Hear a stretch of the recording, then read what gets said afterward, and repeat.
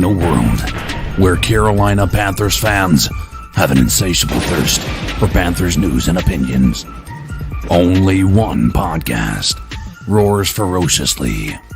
It's the C3 Panthers Podcast. Welcome back, Panther fans, to the C3 Panthers Podcast, brought to you by CarolinaCatChronicles.com. Tonight's show is where there is smoke, there is fire. We'll be looking at the Carolina Panthers heading to Miami after losing to the Washington football team, and the questions that I have for the fans in the chat room and for the people on this podcast is this defense. Can it bring the smoke? Does it bring the smoke, or is it getting smoke, folks? We need to figure out if this defense is as good as advertised, or if there are a lot of flash. The number's 252-228-5098.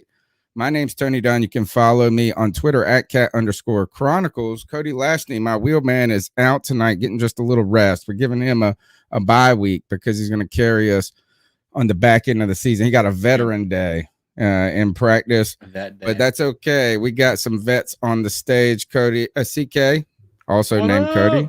How you do? You know, listen, obviously we're coming into a week where, you know, we feel like anything is possible in the league. We feel like we can do very well, or we could feel like we could do very poorly, depending upon how we come out and respond to what happened last week. But I think all in all, I think this feeling of optimism is something that's new to us, and that's something that's pretty cool. So I'm super stoked to kind of start this week, talk about the Miami Dolphins, and then kind of just look forward to the future, you know? Greg, the Bat Daddy, the Stat Daddy, we lost to Ron Rivera. Just to let you know, your mic's on mute for when you come in hot. But we lost to Ron Rivera in Cam's first game. We were on a high. We were on the highest of highs. I feel like is this what it feels like to come down? You know, I don't really know, man, because I feel like I should be sad right now, but I'm happier after this loss than I think I have been after any other. And maybe it's just the Cam Newton homer in me. It looked like this one was going to really, really play out to be a storyboard or like a storybook ending, but it didn't. And I don't know. I just feel more confident about the Panthers after this game. Did it seem like watching the game, everything was louder? Were they pumping more noise in? Because I could hear everything that was going on in the stadium, music and everything included, way louder than I normally could. That's a good question. Maybe louder when you're paying attention? Possibly. And what I mean by that is like when we're paying attention, Panther fans are cheering on defense when they're, because you got to cheer when the other team is on offense and we're on defense and we're quiet. So maybe we're tuning in at the right times, and finally fans are cheering. And so we don't have to hear the other fans cheering, because that's what we've heard is the audible cheers. You're like, why are they cheering right now? And it's 3rd and 10 for the Panthers. Yeah. You've heard that on the show. Maybe partially hearing that noise is that the fan base was just swayed towards the Panthers finally. Possibly. Yeah. There's still a lot of burgundy in those stands. The number's 252-228-5098. We got a good show for you tonight. Eric Summers from Cat Scratch Reader will join us at 9:15. We'll have your calls in the second half of the first hour, and we're going to rock and roll through this show. Some things we do need to talk about, I guess, is I don't know. I'll let you guys take the mic for a second. What do you want to talk about 2 days removed from the Carolina Panthers? Cam Newton comes back home to BOA. Big game, scores 3 touchdowns, right? Threw 2, ran 1, looked pretty dang good. Incredible. Or better than expected for having so much time off and not having time in the system. So 2 days removed. What's on your mind as Panther fans? You know, I'll go first. I mean, like I said, I think there's a whole lot of optimism about what this Carolina Panthers team can be. And seeing Cam Newton, here's the thing, seeing Cam Newton just jot down for that 26, 27-yard touchdown run was just something that is a thing of beauty. Like, I feel like we've been missing that in our lives.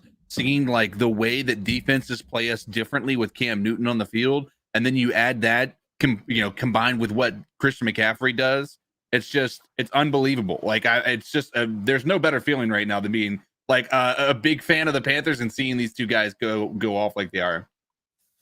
Yeah, it's absolutely amazing because what I saw in Cam, I think the whole time I was waiting for big plays, and we did see a few of them, but I don't know. It seemed like towards the beginning of the game or halftime, I was looking at the score in the game and I was like, well, Cam's having a good game, but he's not having like a fantastic game or like a really solid game. And then I look up at the end of the game and he's thrown for 200 yards. You know, his completion percentage is what, like in the 70s, high 70s. I mean, 3 touchdowns. And I was like, wow, he really did have a fantastic game. My biggest thing is I've had people debating with me, and not debating, but talking to me, discussing with me about whether it was any better with PJ Walker. And I'm trying to think about what PJ, like the stats may have been there. I don't even think PJ Walker had nearly the stats that Cam did in his start, right?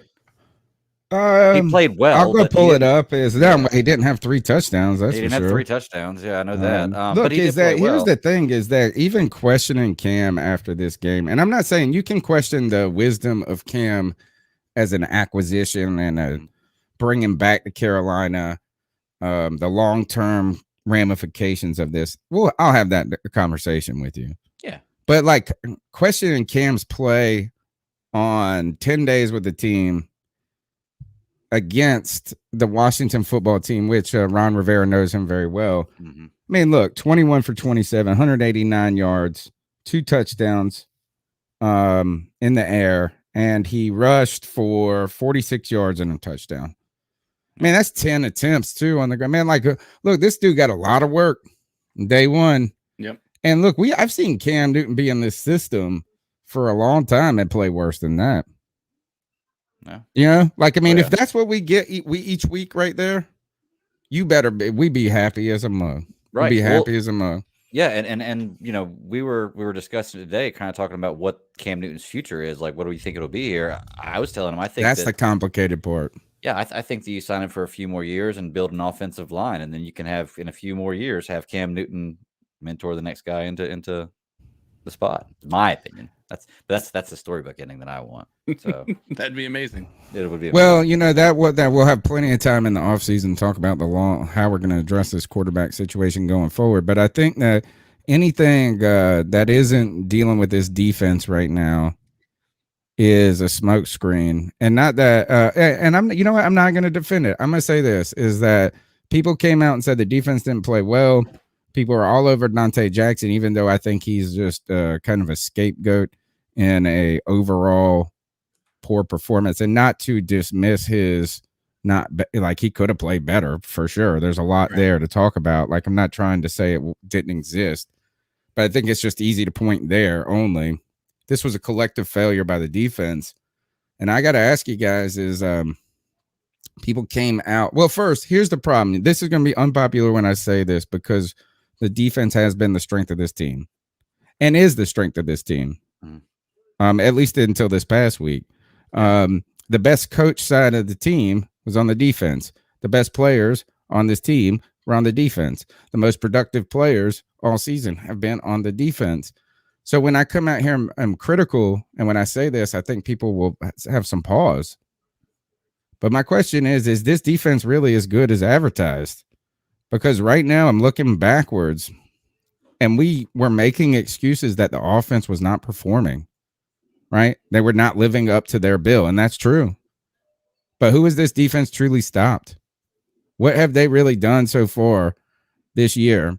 Look, New York. Look, if you want to talk about best performances, New York Jets week 1, rookie quarterback, rookie head coach. First game of the You want to season. talk about another good good performance was week 2 against the Saints, I believe, because we started out 3-0, and the Saints are ravaged by COVID. Jameis Winston starting. I mean, they don't have, and not that Jameis Winston starting they were worse then, but they had 6 coaches out with COVID. Michael Thomas was gone. They had some injuries there. So we stopped them. And then we go forward and we win against the Houston Texans, but we still didn't just shut down the Texans. We didn't shut them down. They scored some points. That was a game.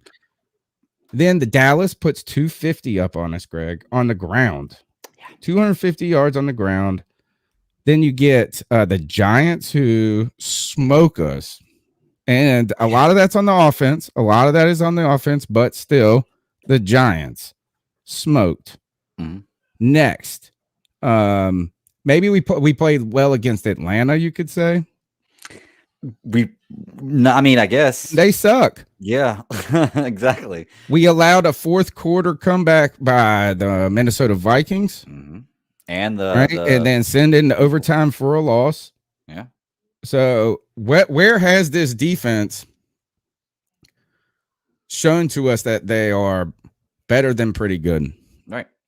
Honestly, with the first game, like with the exception of that, they're really just kind of showing you that they play to the level of their opponents. Well, for the most part. We're hoping that we can play somebody that's good and beat them on defense. And I don't think we've beaten a good team on defense so far. Yeah. I wanted to make the argument that it was because of time of possession, because they're out on the field so much and it's so hard. But then I went and looked up the stats, and we actually overall this year, average time possession against all our opponents is 31-54 our way, 28-28 their way, or 28. Yeah, 20 has it 28, 31-54. I don't understand. Anyway, so we actually have the ball more than the other team, so I can't really blame it on time possession. I'm going to put this up. Well, we got 2 minutes, and we're going to let's go ahead and bring in Eric Summers from Cat Scratch Reader. He's here. We might as well get him in on this conversation. Eric, welcome back to the C3 Panthers podcast. Hey guys, how we doing tonight? Good. What's up? Mixed bag, bro. Mixed bag. You know what I'm saying? Is the excitement. I've referred to it as coming down off of a high a little bit, and I don't know if I'm come down yet. So I still am on the high, to be honest. But a lot of energy expelled for Panther fans over the last 10 days with the addition or return of Cam Newton. And I even said it in this game, Eric, as we went, as Washington came back, a lot of emotions just because Cam's coming back, because Ron's coming back. There's a lot of storylines here that is an emotional component for Panther fans and players. Cam exuded so much energy, goes and runs and puts the ball down, all of this. And then Ron Rivera, they score a touchdown going into the half. We get the beer settles in at halftime. They score a touchdown. It's hard to keep that high for so long. And Eric, after a loss, I'm still trying to figure out, should I be high or should I be coming down? I think you should be high. And the reason I'm going to say that is our defense definitely showed that they are not as good as we thought they were. I was just listening to you guys' conversation for a few minutes there. I think there's a lot of truth to the fact that we have dominated some inferior opponents defensively. We have faced a lot of backup quarterbacks this year. And on the games where we faced the intended starter, we have not done well. Now, Taylor Heineke's the first time we have faced a backup quarterback and not done well. But you can't even really call him a backup at this point. Like he is their starter. I mean, he's been starting long enough that he's obviously fully competent in the offense and all that good stuff.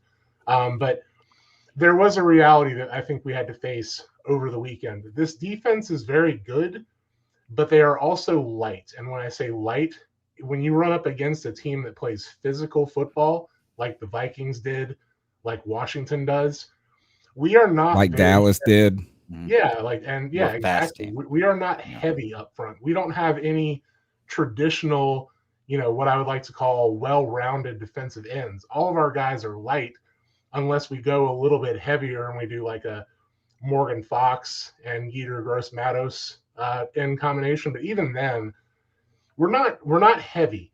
And I think that's something that's starting to catch up with us a little bit. And I think that's something that some teams are starting to recognize as we have given up more and more yards on the ground.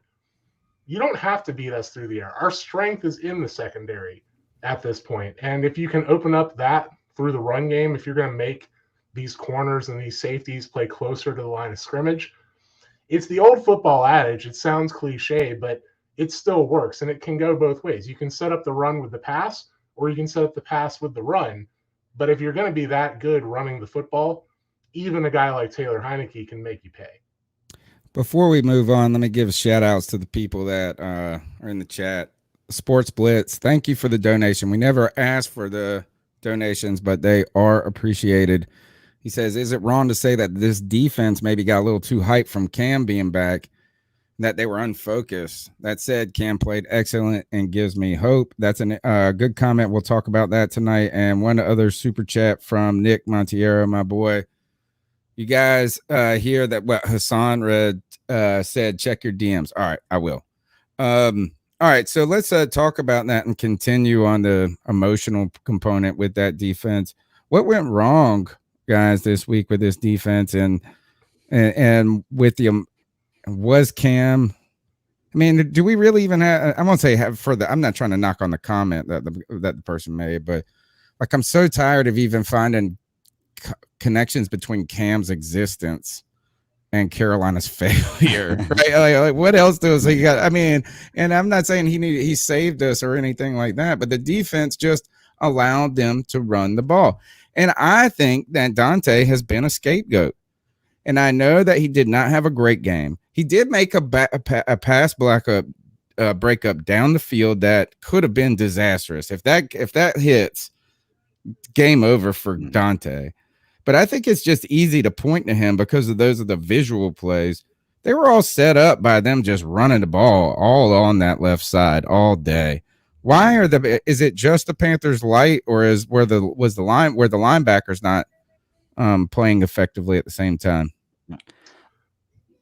I was going to say it seemed like it was all around kind of everybody. The linebackers I looked at, there were so many plays where the linebackers were almost there on passes, just almost there. And I'm not going to lie, they ran the ball all over us, but Heineke did put the ball in some really tight windows for a few of those touchdown passes that I'm not sure. He had a lot of time, though. Yeah, I'm not sure if it was players that were out of position, but where he put that ball, I mean, was perfect. And I don't see how he's gunslinging. Yeah. But yeah, I think it was all around, man, to be truly honest with you. It wasn't just the linebacking core. It was everybody. The defensive line was getting pushed around, bullied around. Those gaps were wide open the whole game. We were we were in the wrong gap a lot. Yeah. Our defensive line was in the wrong gap a lot. And one of the reasons for that was schematic, and it bothers me that we didn't have the ability to stop it. So the Washington football team was running what we call a wide zone run scheme. And all that means is that you're essentially creating more separation between your offensive linemen in an attempt to create some larger gaps there. We do that too. It's not a foreign concept to our defense. They should be practicing against that concept. But Matt Rhule said it in the Panthers. What do they call it? The thing that they do on the radio, Panther Talk. That we had no answer for it. They said we tried stacking the box. We tried bringing safeties down. We tried all these different things. And for some reason, every single play, we just were not maintaining good gap discipline. And that was defensive tackles. That was defensive ends. That was linebackers. And when it came outside the tackles, it was corners. So, and I think that all goes back to the fact that we are a small team that does easily get pushed around by a larger team, bigger guys. We're built for stopping a lot of stuff on the outside. We're built for stopping stuff in the secondary, but we're starting to pay for it when a team wants to play smash mouth football against us. Do we think this has anything to do with college mindset, maybe? Do you think maybe this Matt Rhule is putting into a college I guess in college you line up the best player against you line up the best player against these other guys, you're going to win all the time just about. But it's not like that in the pros. I think that's kind of the position he's putting himself in. He wants fast guys that can hit hard really fast, but I guess they can be pushed around. It seems more like a college team he's putting together to me. Yeah, I mean, fast isn't bad. It's just right. There are weaknesses. You need to have these rotational guys that can play physical football when you're going to face we knew what Ron Rivera was going to do coming into this game. We knew that he was going to pound the rock. The fact that we didn't have the personnel to stop him from doing that, even though we knew exactly what he was going to do, that hurts a little bit. That's dangerous to think about. I do think it's personnel in one component. There's, it's like one of those things where when things go wrong, there are certain things that are apparent, and then there's like 20 other things that are going on too that are going wrong. When it comes to the size of our defensive ends, I do understand the weakness against the run at times. But I feel like Hassan Reddick has played well against at all stages. And sure, there's been times you can find run plays that have gone his way, but I don't feel like he's just been a liability. But one of the things I have said, and this was back when, remember when we drafted Kelvin Benjamin and Devin Funchess together, and we were like, oh, we were so small and now we got to get so big. Well, the problem is they both did the same damn thing to a certain degree. Like they weren't complementary. And so if you do have that speed edge, like a Hassan Reddick, maybe on the other side, you need somebody more like the Charles Johnson type of player or something to complement that other player. And I tell you this, it's crazy though. I know it's easy to say that we were just bad in so many ways, but isn't it terrible when Ron Rivera comes to your house and then reminds you that his cliches are right and that every game does come down to 2 or 3 plays? In this case, if we stop that 4th down where Heineke does the Brett Favre, puts us in a completely different situation. You know, we got beat. We got punched up, but there were 3 or 4 plays that were game-changing kind of plays where we're not that far away. So Ron Rivera comes back and gets his redemption or his revenge. I saw you talking about Derrick Brown. People have been hard on Derrick Brown as a draft pick. I like him. I just know it's not a sexy. I learned my lesson. I talked shit about Star Lotulelei. I learned my lesson is I love KK Short because he got the sacks. I was like, oh, I love KK Short. But I tell you, KK was never the same after no star beside him. Eric, tell us about Derrick Brown's progress on this defensive line. So this is the only alarm bell I have against Derrick Brown. We used to talk about the sophomore slump. We used to talk about guys who would have a slight regression in their second year, only to have a big uptick in their third year. We might be looking at that right now with Derrick Brown. And I don't think it's necessarily an indictment on who he is as a player. I don't think he is the reason people are hard on him, when you spend a top 10 pick, you expect somebody who maybe turns into an all-pro. What I think we see with Derrick Brown is an above average NFL defensive tackle, and that doesn't live up to the draft capital we spent on him. But I also take great exception with people saying he's a bust. What we saw on Sunday, everybody lost. You know, every single defensive tackle we put out there had an awful week. And I want to say that part of that is it's schematic. So we just talked about Hassan Reddick and Brian Burns. We talked about how well they can get after the passer normally, right? Well, we're running this wide 9 defensive scheme where, kind of like the wide zone that they were running against us on offense, we've got our front 4 spread so far out on any given play that the gap that you're asking a linebacker to fill, or a gap that you're asking a defensive lineman to maintain integrity on, may be several steps away from where they start the play.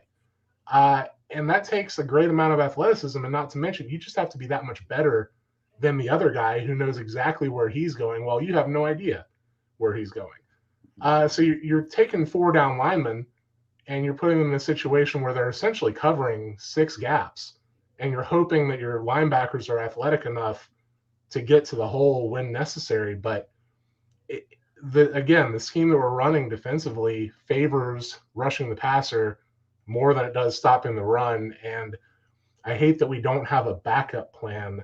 Right. When that's not working, when they attack that, and against the team, that's going to try to do that. And 2, that's kind of their strength with Antonio Gibson, is like body blow, body, headshot, body, headshot. That's like a Ron Rivera. And man, once this got into the third quarter and things were ticking down, bro, and we're down 7, I guess, at the end of the third, I was like, shit, if we don't score on this next drive, things could be really ugly, because we might not get the ball back, but one more time. You know what I mean? Like, it's like, you don't have, that's a Ron Rivera game right there. Reduce the amount of possessions. And I got to give him credit. I want to give Ron Rivera and their coaching staff a lot of credit, and Taylor Heineke too. I got to give him a little tip of the cap. Big stage they came in and pulled it off. I think that's a big stage. They're coming off of beating the Bucks. They're coming into Bank of America, which is hype because of Cam. They fall behind by 7. That's a Ron Rivera type team. And I got to say this is I believe that Ron Rivera has to give a better halftime speech than Matt Rhule. Good Lord. Well, yeah, I mean, we've been losing in the third quarter for the entire tenure. Something's going wrong. I know. I mean, they just tune out. I would love to hear. All right, Eric, what are the top storylines for you coming out of this week and going into next week? You tell me what we should be talking about.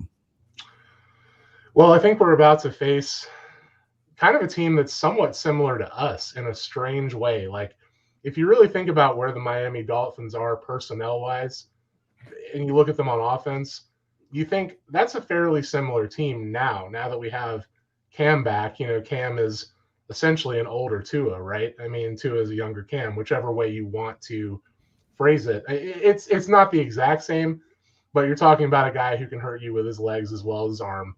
You're talking about a guy with minimal time in his system, his new system. I wish I could say that Cam came back to exactly what he left, but he obviously didn't, right? Mm-hmm. So Cam is still learning a lot. I was really surprised that he took every single snap at quarterback this week. I was surprised that PJ didn't get involved from time to time because God knows he didn't know the playbook. And like the announcers commented at one point, he's essentially taking backyard football plays in his ear and just being told what to do. So we're going to get better week over week. But when we're talking about the Dolphins, they're a team that has a little bit of a high going right now too. They weren't that good to start the season, but they're improving. Mm-hmm. Their defense has been greatly improving. They really have been rushing the passer well lately. Our offensive line has been playing well lately somehow, which I am so shocked about, but happy to see it. We're gonna have to correct a few things that we had against the Washington football team that obviously can't continue. We have to get back to basics on defense. We have to preach that gap integrity because Myles Gaskin may not be Antonio Gibson. At the same time, they're capable of running that football with him. They showed it this past week, right? I mean, Gaskin had a pretty good game. So we just have to go in there and assert that we still have that energy from that first game where Cam came back. If the offense can put up 20-plus points, this defense should be able to win the game. I definitely think we saw the worst performance that we're going to see all year from this defense this past week, but I'm speaking as a person who played defense before. You take that shit personally. Like you really do. Like it's clear the Panthers have this week. It's clear the Panthers. It's clear the Panthers have, like the players have. In fact, but while we're on that, let me see if I can just put this up, and we'll try to make our show as complicated and cool as possible. Yeah, I mean, you do take it personally because the defense has kind of been looking at the offense all year, right, and saying they're the reason we're losing. Guess what, man? You were just the reason we lost. How do you respond? Do you think they kind of drank the Kool-Aid? Like they walked into that game just thinking this was going to be a breeze? They did. Yeah. I don't know, but here's Shaq Thompson on Monday morning, too. I don't think this isn't even directly after the game. Tell me if you guys can hear this when it does start. It's buffering.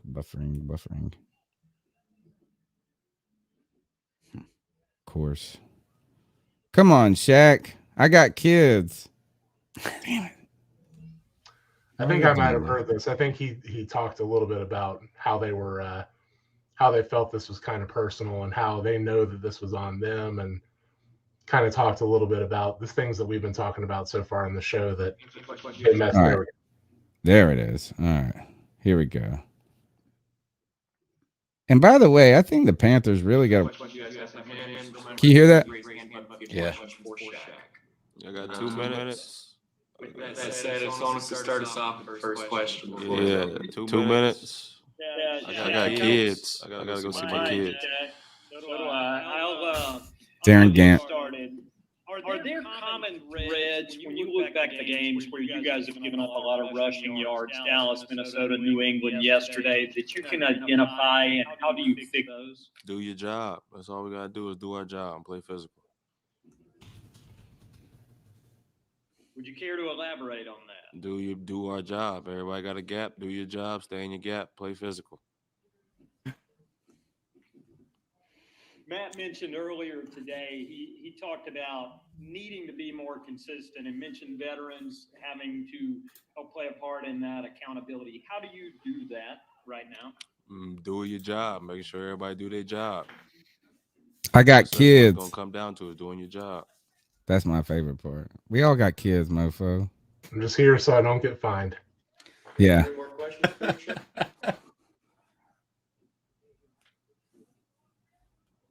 You're going to tell me it only has 2 minutes and your only answer is do your job. I know. Oh, what about this? When you only got 2 minutes and nobody's got a question. Yeah, because your only answer is do your job. I mean, I wouldn't ask him a question either. I'd be like, all right. Yeah, there's Joe. Here's Joe. You see that man's face right now? Do you want to ask him questions? Right. Just to be told. Right, good point. Playoffs and so forth just kind of needs to be thrown out the window. And as you now said, you got Joe Person just do your rambling. job. Have you heard much talk about playoffs, and kind of how would you kind of respond to that? We got to win the games we need to win to talk about playoffs. We got to, you know what I mean? Our fan Playoffs. want to know this week. I know. Actually, I want to stop there. Is first is that when he said I got kids and Darren Gant. Well, Darren Gant is the biggest smartass on the planet. Like I want to be mad at how much of a smart ass he is sometimes, but it's always funny. He's always fun. I mean, it's like really funny, even when I'm pissed about it. He said, I got kids too. I'm trying to do my job. He said, I'm just trying to do my job. I mean, by the way, did you see I work for the Panthers? We're on the same team. All right. How, Eric, when do we look? I try to be a glass half full guy. I'm rooting for the team to win each week. I am not, I'm like not a Debbie Downer when it comes to people. Like this team sucks, this and that. But I do hear people talking about, oh, we can run the table still. This doesn't mean something. I'm kind of with Shaq here. Is like, how are we going to talk about playoffs if we don't just win some fucking games, bro? Mm-hmm. Like we just got to win. Like I want to just talk about winning next week against the Dolphins. What do you think about the playoff talk? I know it's alluring because the Falcons and the Saints are so bad. But are you really even interested in thinking about that far ahead right now? No, and I don't think the team is necessarily interested in either. I mean, the philosophy they've preached every week so far is this 1-0 mentality, right? Like win that week, and then if you do that, then the playoffs will come, right? Mm-hmm. And that's the mentality you have to have. You can't look ahead. You have to focus on your opponent. And frankly, I mean, playoff talk for us is very premature. We're still trying to figure out who this team is with Cam now at the helm, which the offense is undoubtedly better. We had zero chance 2 weeks ago before we signed Cam Newton of going to the playoffs. That's a given in my head. I wrote this season off, and I don't like to do that. I don't do that very much. But after that New England game, and I saw that Giants game, the two of the worst. And I'm going to ask you this, and and I'm sorry to interrupt, but think about this for later in the show because I don't want to put you on the spot too much. Is the New York Giants game, the loss against them, the worst loss in the history of our team? Like the performance. I have an argument for it. But I'm sorry. Just put it on the back burner. Let it stew and think about it. I will think about that one. There have been some bad ones in our history, but I'll think about that for a bit.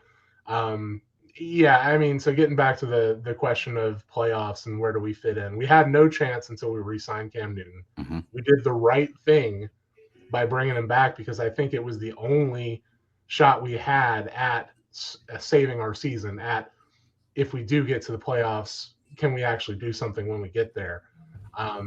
He was the only answer we had. I actually liked how PJ played in Arizona, but he's still not Cam Newton. I think they complemented each other well, which was why I was surprised that PJ didn't get any time against Washington, because I thought we kind of had a nice little dual quarterback thing there going. I know you're paying Cam a lot of money, but he's not fully immersed in the playbook yet. Certainly we could have given PJ a few series. We didn't. It's fine. We scored enough points to win on Sunday. We just the defense didn't hold up their end of the job. That's the flat truth about it. And if we're going to be a playoff team, I think the offense that we saw against Arizona and the offense that we saw against Washington is good enough for us to win in the playoffs. But this defense has to start carrying their weight. These guys with these big names have to start making splash plays. I'm not blaming Hassan Reddick at all. He's been splashing all year. But there are other guys on that defensive line who are not playing up to their level. Derrick Brown's one of them. Brian Burns is one of them. There are guys in the linebacking core. I think Shaq Thompson has been great since he came back. But there are other guys like Jermaine Carter that need to learn. You can't just play on instinct alone. You have assignments and you have responsibilities on every snap. And quite frankly, this secondary, for all the names that we have, it's just not been that impressive, man. Like, we should be able to run with a guy like Terry McLaurin. I know he's a great player, but when you got Stephon Gilmore, when you've got Dante Jackson, when you've got AJ Boye, when you have this loaded corner room, we really can't stick with him. I mean, pressure wasn't bad on Sunday. We got 3 sacks. We got to Heineke. I think we knocked him down 7 times, probably 10, 15 pressures. It wasn't bad. He didn't throw that often. They ran the ball 40 times. So, yeah, if we're going to talk about being a playoff team, quite frankly, we need to see better out of this defense because they're supposed to be our strength. And they just had a gut check moment against the Washington football team. So what I'm looking for Sunday, response. If we don't hold the Dolphins to less than 17 points, then I will be very disappointed, and I will think our chances for playoffs are pretty close to nil, personally. Yeah, that's 17 points. That's that break point right there. I think statistically it's like 17 points or more, you win the game like 83% of the time, something like that. Or hold team to 17 points or less, you win. So I mean, yeah, it's the defense. 100%'s got to step it up. And I'm not by any means talking trash. They've had some good moments, but I just feel like if we get to the playoffs, because it's still possible with the way the league's playing out right now. Is that really what we want? Can we really compete? Even if our defense plays better, do we really feel like we're a team that can compete in the playoffs? That's the only question I have. And Cam's just getting into the playbook. I think that everybody's getting off that high from the Kool-Aid they were drinking. So maybe we'll see some changes. But just based on the way we've played, no, I don't think the playoffs is even a good idea for us. Here's where it's kind of a funky question in a way is this. If we get to the playoffs, that means we got better. Because we ain't getting there playing like this. No. You know what I mean? Like, that's the deal is like, we have not played anywhere close to that. But if we go and beat some big teams on the back end, that means we're growing. And then we can maybe say, all right, we're here. Cam does change it. All right, CK, get in there, get on the mic, ask your questions. Yeah, I mean, obviously, I think the problem we have with the way the team has been playing is obviously there's a lot of question marks, and the one part that we talked about being our kind of our North Star was our defense, and that's always frustrating to see that go to the wayside. But let me ask you this: I mean, what I noticed the past couple of weeks is an offensive line that is maybe not great, but it has done a much better job than it has really all season long. And so when I guess, and forgive me if you guys have already talked about this, but I mean, when you see what this offensive line has done, what is the main difference that you've seen as to what's working for them now that wasn't working for them pretty much all season up into this point? I think it's the run game, quite frankly. We have ran the ball very, very well. And because of that, that's decreased the amount of pressure we're having to face, whether it be Cam Newton back there or whether it was any other quarterback before him. People aren't just knowing that they can stop the run with a base, 6 or 7 men in the box. They know that they have to bring somebody else down, and that lessens, that creates more opportunities to throw the ball.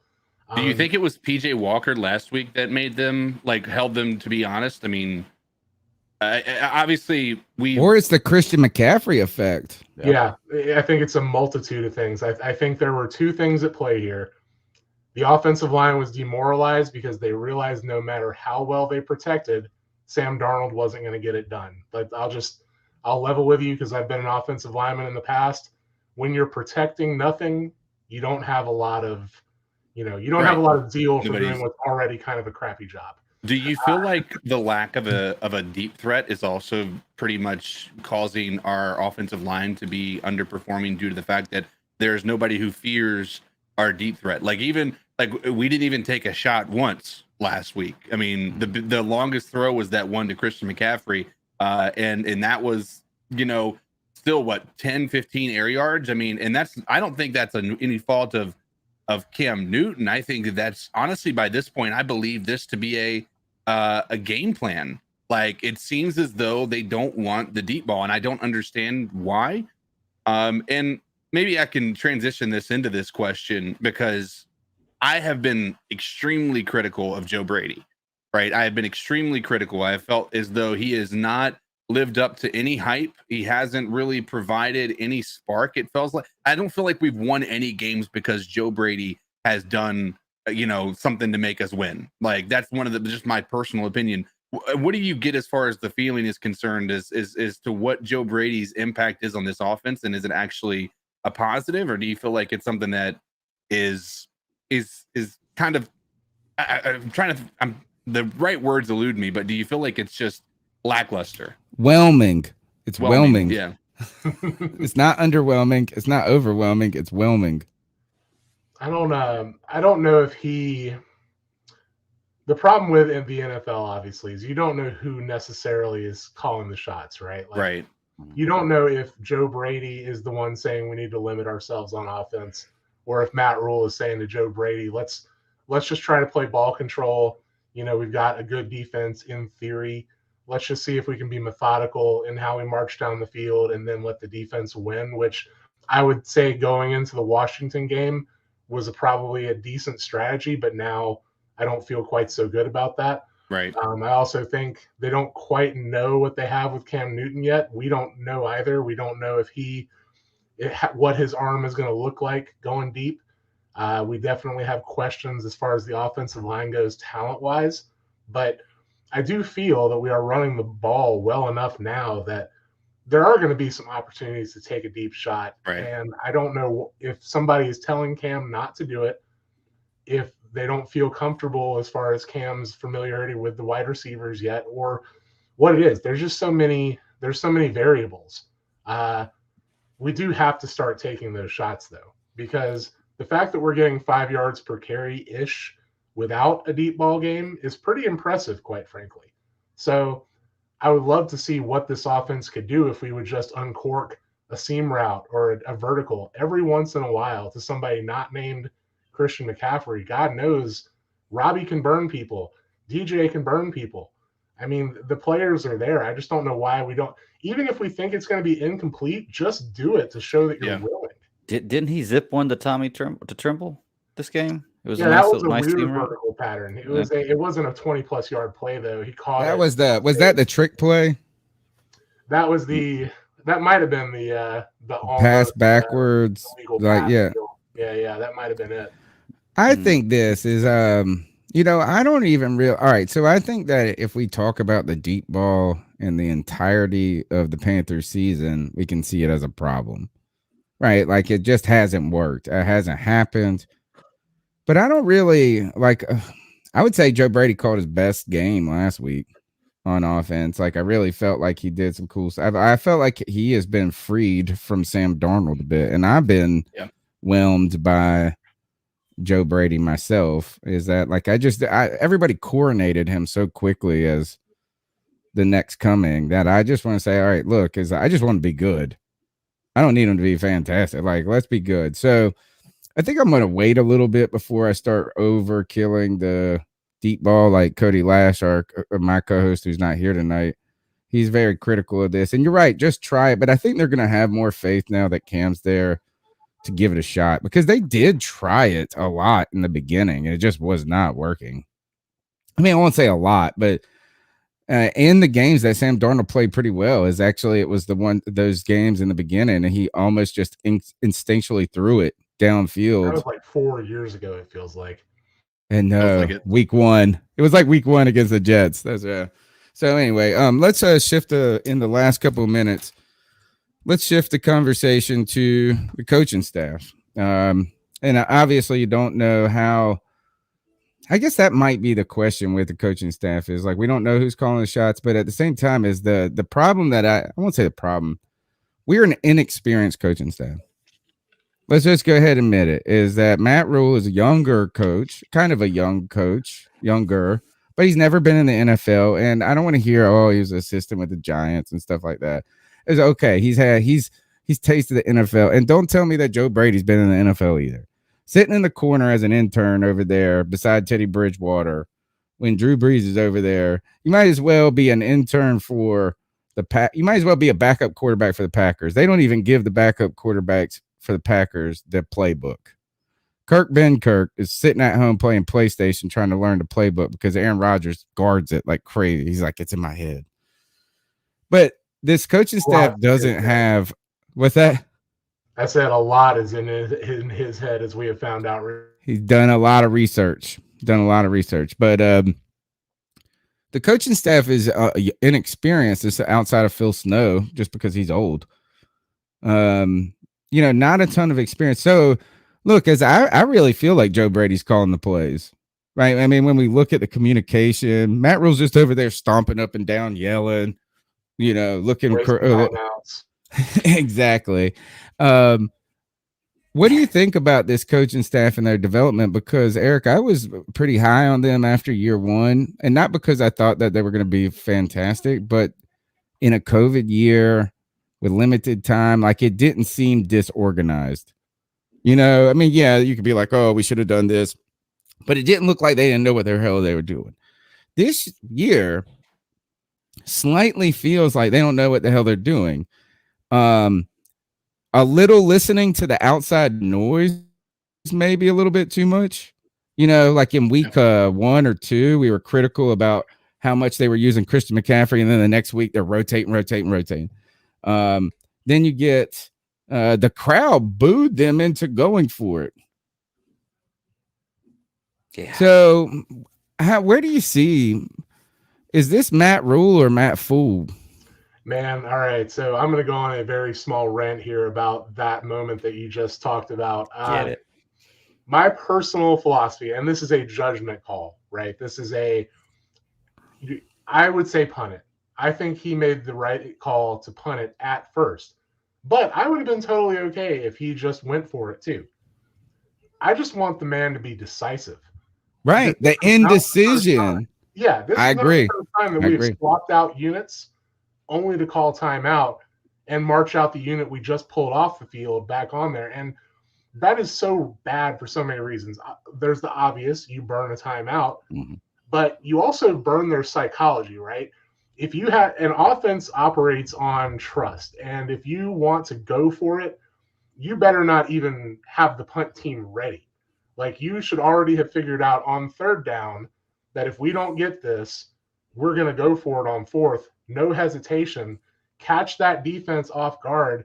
If you go for it in that moment, your chances of it converting are way higher than if you run the punt team out, call timeout, therefore giving the defense all the time in the world also to adjust to your call. Rest. Yeah. And then you try to run a predictable play to Christian McCaffrey. I just want to see decision. I want to see him have a conviction and stick to it. I just don't get the feeling that Matt Rhule feels strongly about anything, and that's the thing that bothers me the most about him. Like, if you're going to be wrong 100%. But by God, don't keep flip-flopping. It really was embarrassing to watch him get booed and change his mind. That was terrible. And this is one of the things that, I mentioned after the post game. I mean, it seems as though he is very and maybe it's not even just him. Maybe there's a level of David Tepper does not like this team being unliked, right? I think there might be a level of that as well. But like that part, let's be honest, he should have known well before third down. He should have known when that drive started that he was going to go for it. If it was a short, down in distance, or if it was within 10 yards or whatnot, you should have known that. Like, that shouldn't have been even something that came down to the situation in that moment. You should have started that drive knowing that if I get to fourth down, I'm going for it. If I get to X, right. What happens here? What happens there? Right. It was really in a bad situation to begin with. We were backed up. It was tough. I'm with you, Eric, is that it's not the decision. It's the indecision. Is that because the fans want to go for it? Cam wants to go for it. You know, your Right. players, offense is always going to say go for it, right? You know, that's going to be the temperature. And, you know, and to give Ron Rivera credit, and this is why I say, man, the stage wasn't too big for them. Ron Rivera didn't do those things. He might have been stubborn as fuck and say, we're going to punt with under 2 minutes. And it worked. That Saints game. I don't know if you guys remember. I think it was the rain game. We punted. And it was like at the 2-minute warning, and you're like, oh, God. And then we came and won. But it's that like intense confidence in your own decision. And right now, that's the big question mark with this staff, particularly Matt Rhule and Joe Brady for me. I mean, to the fact that like the media is saying, well, why aren't you running the ball more? And then he comes out and says, we got to run the ball more. And then they run it 40. And then it takes 2 weeks for them to do it. And then they don't do it. It's just. I thought we were on the right track after last year. And this year, even though we're winning games, I don't feel that they are exuding confidence in themselves as much as I would like them to. Right. And one thing I'll even bring into the equation on this too, and it's an unpopular opinion, I can tell you that much right now, is I almost would have rathered him not sign Cam Newton, because that almost feels like another move that was just egged on by the Panthers fans. Right, it's something that I've been listening to our show, dude. Yeah. He's listening to the fans in general, which I know we love that as fans, but in all reality, as a football coach, you want all outside noise to be irrelevant, right? And let's be honest, I mean, we needed Cam Newton. Like I think we all agree on that, but I think it also just shows a pattern of somebody who's, like you said, indecisive, who doesn't know what he like if he made the right decision or not. Right, he's been constantly second guessing it. We've been all calling for Teddy to not be the quarterback after that first year. But I mean, at the same time, you didn't give Teddy a second year, right? You signed him to a 3-year deal, and I don't care if you say that it was Hurney or not. It was a Rhule decision. It was a Brady decision, and you gave up on him after a year. Sam Darnold, it sounds like they're going to be doing the same thing, possibly, even though they're in the position where they're. Oh hell yeah, he's done. He ain't ever playing for the Panthers again, bro. Right. I thought it looked funny seeing him stand by the sidelines. They didn't even show him. They just showed half of his face on the thing, like he was hiding. That dude might as well not even be standing on the sidelines. He is dead to the organization, the fan base. It doesn't matter if he actually is on the roster or not. It's over. His career's over. I mean, I hate it for him, but whatever happened in his psyche in the Dallas game, he'll never recover from that professionally. It's done. I do. So I want to say that, yeah, was the decision to sign Cam Newton motivated by the fans? Well, of course we were calling for it, but let's also be real that Cam Newton was the only guy sitting on a couch waiting to have a contract that could possibly do anything for any team losing grip on its season right now. There was not an offensive lineman to be signed. There was not any other players just sitting out there on his rump that could make a difference in a single signing like Cam Newton could. We had a big problem at quarterback, and the only feasible solution was Cam Newton. So that was, in my opinion, something that would not have happened in the old regime. That did happen here. I was happy to see some personal growth, if you want to call it, within the organization to say, we screwed up, but to do something that's good for the team, let's bite that bullet and bring Cam in and see if we can't salvage the season. It was the only thing they could do. Now, they could have not done it, and we could have lost every other game that we played, and I guarantee you we would have. I guarantee you we probably only would win 1 or 2 more. Or we could do the one thing that makes this team interesting again. And by God, I mean, 2 games in, we can say right now, weirdly, that the offense and the offensive line, mind blown, is not the problem right now. So the defense has the personnel to be better. They're young. We're kind of waiting for that youthful, that aha moment, you know, where they kind of all put it together, where they feel like they're really a unit out there, and they recognize that their athletic talent is superior, and that they just have to play the way they've been coached, or at least the way we hope they're being coached, and that they can win football games. Because I'm here to tell them, and if they're listening right now, I hope they are listening, you guys are talented. This defense is supremely talented. Just play within yourself. Yeah. Do what you're being taught to do schematically. Honor your gap assignments. I know that's not a sexy thing to do, but by God, it's the way you win football games. Mm-hmm. Just be the players that you've been your entire lives, and the wins are going to come.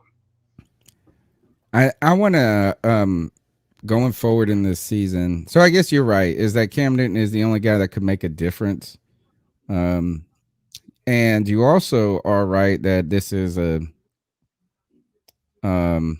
institutional change in us, like not just quitting or not quitting. We never quit, but we just like never tried to adjust on the fly.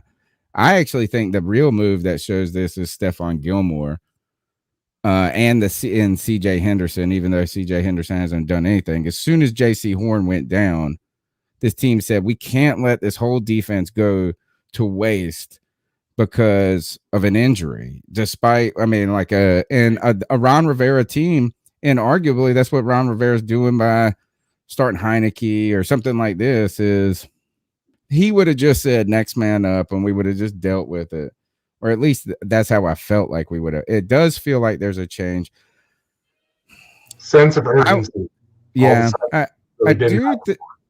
My question, I guess, it's more of a point, and this is like, I almost need the coaching staff to grow as quickly as this team grows. And I'm not trying to say they can't, and they're the shit, and they're awful. I'm not trying to dump on them, but we need progression from them, just like a player.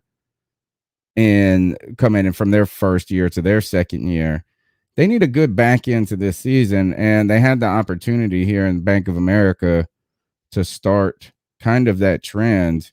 And that's where I'm looking towards, is this team playing better. And there is a lot of execution stuff, but man, this staff's got to get them clicking. And go ahead. I was just going to say that's also a continuity problem too. You know, you've got Stephon Gilmore is just playing his third game. CJ Henderson came in partway through the year. Cam Newton been here for 2 weeks.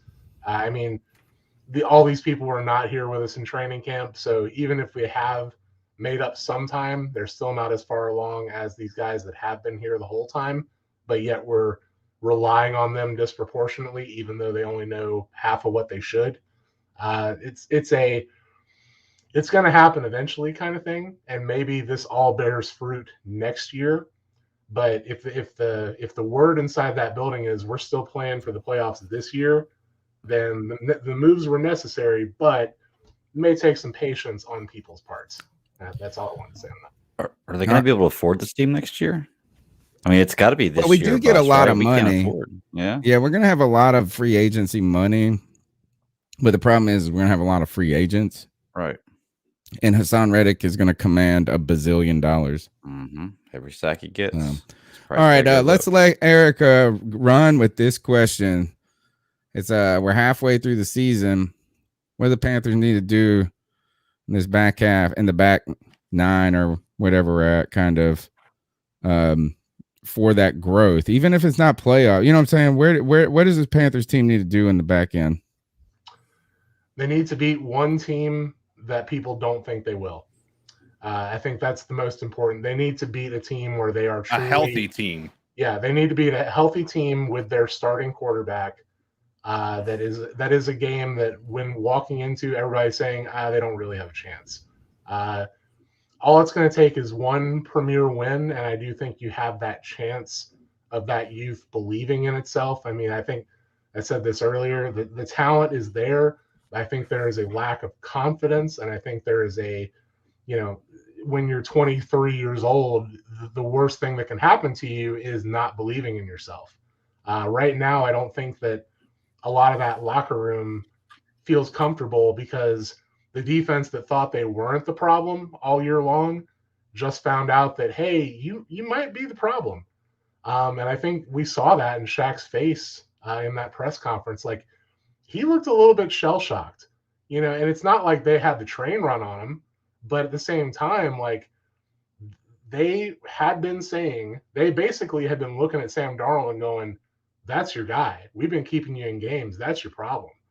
Now all of a sudden they fail on a spectacular level, and everybody goes, we changed the guy. We gave you 21 points. Why did you give them 190 rushing yards? You know, that is one of those moments where you can either respond, and we're going to find out this weekend. You're either going to show what you're made of and make a statement against the Dolphins, a team that you should be able to beat, or you're going to lie down and die. Yeah. That's the way I feel. The good news is that with the NFL, it's a coin flip each and every week this year. It's crazy. It's like it's the most bizarre year in the NFL, in my opinion, I've ever seen, trying to figure out who's going to win. And here's my prediction on that team that we can beat, that we shouldn't beat. It's the Bills. Man, 1 week they're the best team in the league, and the next week they're just bumbling idiots. I don't understand what's going on. I saw that they broke Pro Football Outsiders DVOA or like whatever from week to week is the algorithm. So, Eric, fantastic stuff tonight. Tell them how they can find your work on Cat Scratch Reader, which is a great read for everybody. I mean, this got to be the longest running blog out there. This is the Panthers blog to go check out. But tell them how they can find your work, not only there, but also social media. Well, as you said, catscratchreader.com. We've been around for a very long time. We've got a good staff. We got a pretty good following out there. You know, it's I don't want to say it's a well-kept secret because we definitely have a lot of traffic. But if you want a source of news that isn't all rosy all the time, that's more realistic, I think we're the ones bringing it. I think a lot of other sources put a pink lens on it a lot, and we kind of tend to tell like it is. So catscratchreader.com, that's where you can find me. That's where you can find all of us.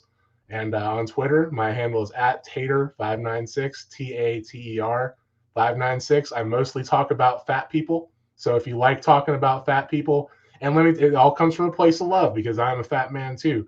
I talk a lot about the offensive and defensive lines, which, you know, that's something that a lot of people want to know more about. Yeah, definitely. So if you want to get an opinion that's not the popular one, you probably come to me because, quite frankly, I still love you, Derrick Brown. I still love you. A lot of people out here don't. I still love you. I'm here to say it if you're watching. I do think he is a guy you want to have on your team in a bar fight. Like, he gets angry on the field. I like that at the very minimum. Smash through the bar. Like, I think he can create shrapnel if he smashed through the bar and like take out the bar fight. Yeah, he's a country strong. Thanks, great stuff, Eric. Man, we'll check up with you in the future, man. I believe me, I'll be messaging you. I'll be messaging. Thanks a lot, man. Yeah. Thank you. All right, Eric Summers, Cat Scratch Reader. Good stuff there. The fat people connection. I do want to, and Nick, if you're listening out there, did not forget your message. He said this, and I wanted to pull up the Hassan Reddick, but I'm going to kind of try to power through.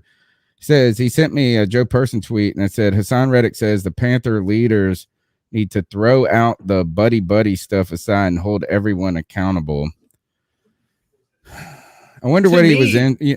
I hear that as a shot against this coaching staff personally. Really? Yeah. Against the coaching staff? That's what I hear, because like here's the thing is, number one, I feel like he's talking about the guys beside him. I mean, yeah, but I also think that, you know, when you hear the leaders on this team need to get done with the buddy, like I think personally the leaders on this team are Matt Rhule. Right? I mean, maybe the on this team would allude to it being the team, right? But like Matt Rhule is the leader, right? So I mean, and let's be honest, I didn't read it like that. This is awesome how you can read. Everybody can look at something and get a different message. I think it's interesting. Yeah. I read mine like Tony. Like I didn't hear it like that either, but I see your point. I was thinking he was talking about like Jermaine Carter. I mean, Jermaine Carter, that's secondary. I mean, they're fucking around.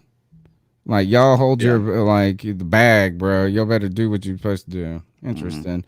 The number is 252-228-5098. We'd love for you to be part of the conversation. Let's go ahead and jump into the cat calls, guys. So what are your thoughts on cat calling? Yeah, it's pretty. You shouldn't do that to somebody. And how did that make you feel? Very uncomfortable. So how do you think catcalling makes the person feel? It feels good, like. Who's that cat sitting in the back corner with his face buried in his nose? Who's that kid that can use one?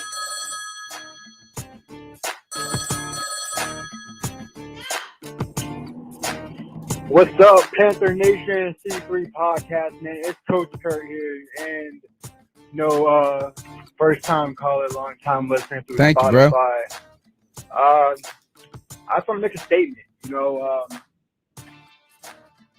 We lost, all right, but we can say it's because of our defense now. We can't say like our offense wasn't performing. Right. We can't say we have a bad quarterback, Joe Brady did make a questionable call there at the end not to have CMC, and for a play that obviously we need our all hands team on there on the offense at the time. But all I'm saying is really that I prefer to lose with a good offense under Cam Newton and to know that our defense can just have bad days and not have the excuse that they're just always on the field. Great call. Like we have, liabilities on there. I mean, Dante Jackson, we've been talking about him, being the stud he is, like pay him now and stuff like that. I mean, he's getting burnt all day, Just saying it feels good to have an offense and to see that we have more flaws than just our quarterback position. Great but, call. I mean, if Bucks lose Monday, I guess Giants probably not. They didn't. But, I mean, Brady's kryptonite is the Giants under Eli Manning, obviously. But we'll see what the hell happens. Saints lost, Falcons lost, but there's like 5 teams in contention for those wild card positions now because everybody's at like either even or one over, So we'll see what happens, and I'm gonna keep calling in and keep listening to you guys. Great first call. You got to keep calling in. The number is 252-228-5098. I agree with the call in one way and disagree in another. The way I agree is that is that we have not been as downtrodden after this loss as we would have been, or as we were after the Patriots loss, because it looked like the thing was so broken it couldn't be fixed after the Patriots because the offense was awful. The defense had to play perfect. And even if they did play perfect, offense was so bad it didn't matter. Right. So I think I agree 100 on this, is that the injection of life, the fact that Cam Newton has scored 5 touchdowns in 5 quarters or whatever, like the 2 games, and we hadn't scored any touchdowns, that alone gives us hope. And like you've said, Greg, is this symbol on my planet means hope.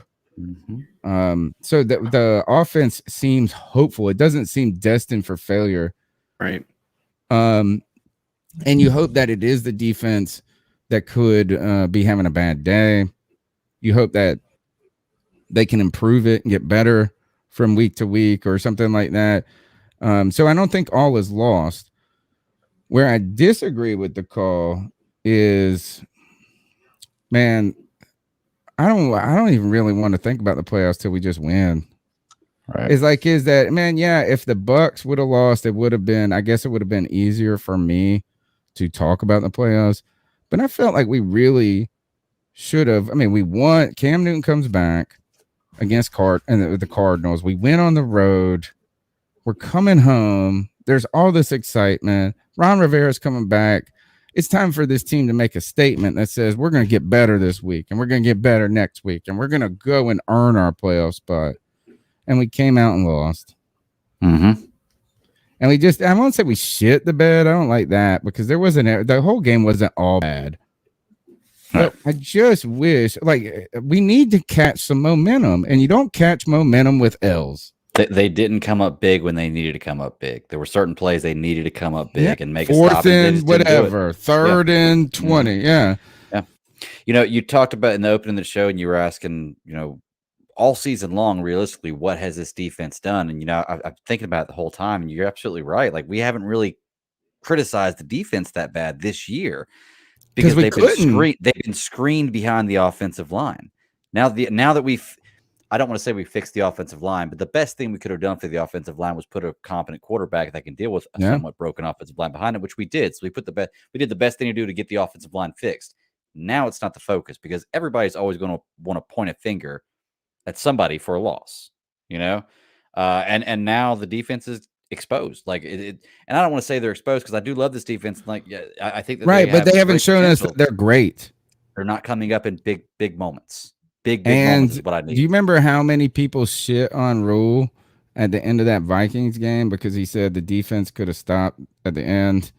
I think it was the Vikings game. It was like you could have made a stop and you didn't. And everybody's like, well, the defense gave you all the momentum the whole game. And they were right. The defense did. But like at some point, the defense has got to come up when it matters. Yeah. And so I just think the whole team needs to come up when it matters. It's like this is I don't care if we would have won this game by 1 point. I wouldn't have gone, oh, this defense stinks. Mm-hmm. I would have said, man, it sucks that they ran on us and McLaurin got the best of Dante. I'm glad we won.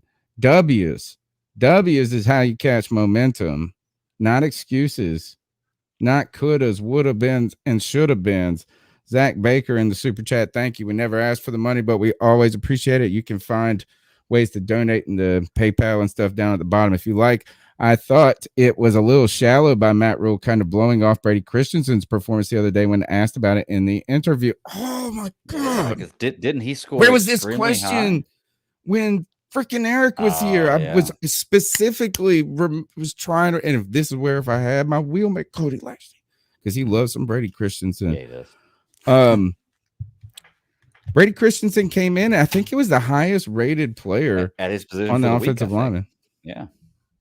Like, I think here, let me channel my inner Cody Lashley. All right.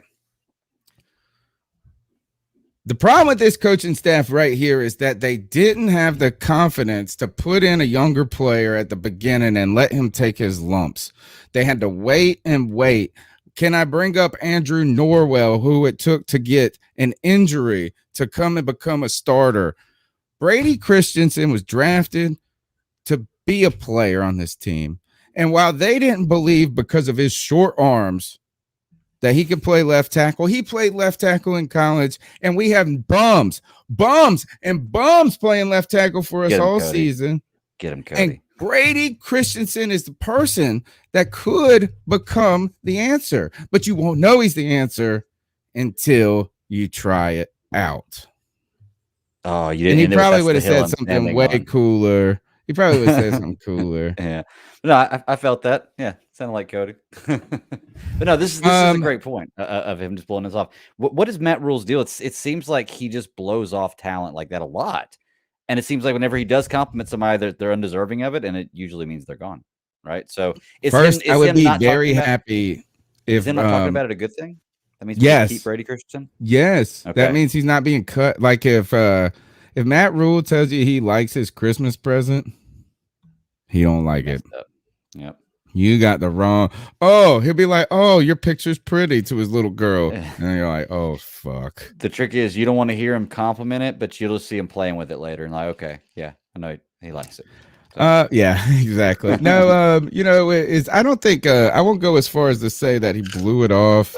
Actually, you know what? Maybe you're right, Zach. Maybe he did blow it off because this organization is a little bit about saving face.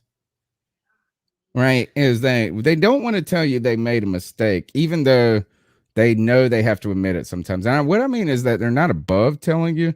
But here's the thing: is that if he comes out and says Brady Christensen played real well, man, we're real happy about it, this and that. Is that what's the next question? Is why didn't you play him last week? Why didn't you play him the week before?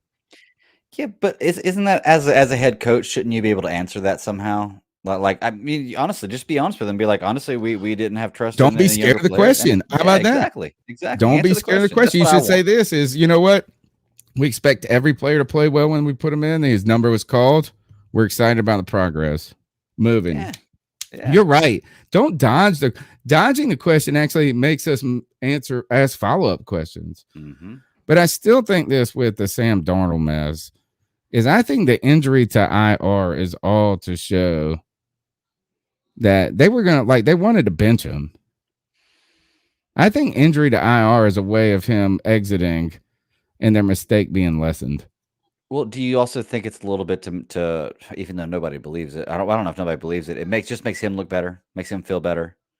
Like the guy can say, "Well, I didn't get benched." It makes you look better. Yeah, I totally agree. And that I do think they are. And we know this team and this coaching staff is susceptible to outside noise and influence. Let's go to the next call. Number 252-228-5098. Hey, man, it's Tyler from Spruce Pine. What's up, Tyler? Just wanted to share some of my thoughts on the game. It's currently Monday, but yesterday after the game, I immediately just said, I'm not mad about it. Our defense played like shit. This is because we are heartened the by most dire situations hope. When we need them. But it was a competitive football game. I think Washington played some of the best football that they've played all year. Obviously, they beat the Bucs, but I don't necessarily think that beating the Bucs was a fluke. I think they're a good football team. I think they're a well-coached football team, and disciplined. They play good defense. Now, that doesn't mean that I miss Ron Rivera, because I definitely don't. I think it was time for Ron Rivera to leave. I think the team quit on him that year. I think when a team quits on you, that's a sign you probably need to go. So I do still believe in Matt Rhule. I don't know if I believe in Joe Brady. I don't think Joe Brady's going to be here regardless next year. Whether we continue to have an offensive outing like we did Sunday, which what I thought was a great outing. I think Cam Newton coming in, playing on 9 practices, been on the team for 10 days, had an excellent showing. I thought we ran the ball well. I think there were some questionable third down play calls, but at the same time, man, I just think Washington played their asses off, and we still had a chance to win there at the end. So I'm not really mad goes about back it. to our defense. I think in reality, if you look at it, last year we had 5 wins. This year, excuse me. This year we already have 5 wins. I think we're going to steal a few more. Whether or not we make that wild card spot, I don't know. But if Cam keeps playing like this, you have to re-sign him. And then next year during the draft, I know that we only have like 1 pick in the top 100, but I think you try to make some of those picks back and reload this offensive line. I just think we have to, spend some money in free agency on good offensive linemen, and draft an offensive tackle in the first round. Do some of those things, keep Cam a few more years, and I think we'll be all right. So I do think that we've found, once again, our franchise quarterback for maybe the next 4 or 5 years. I'm encouraged.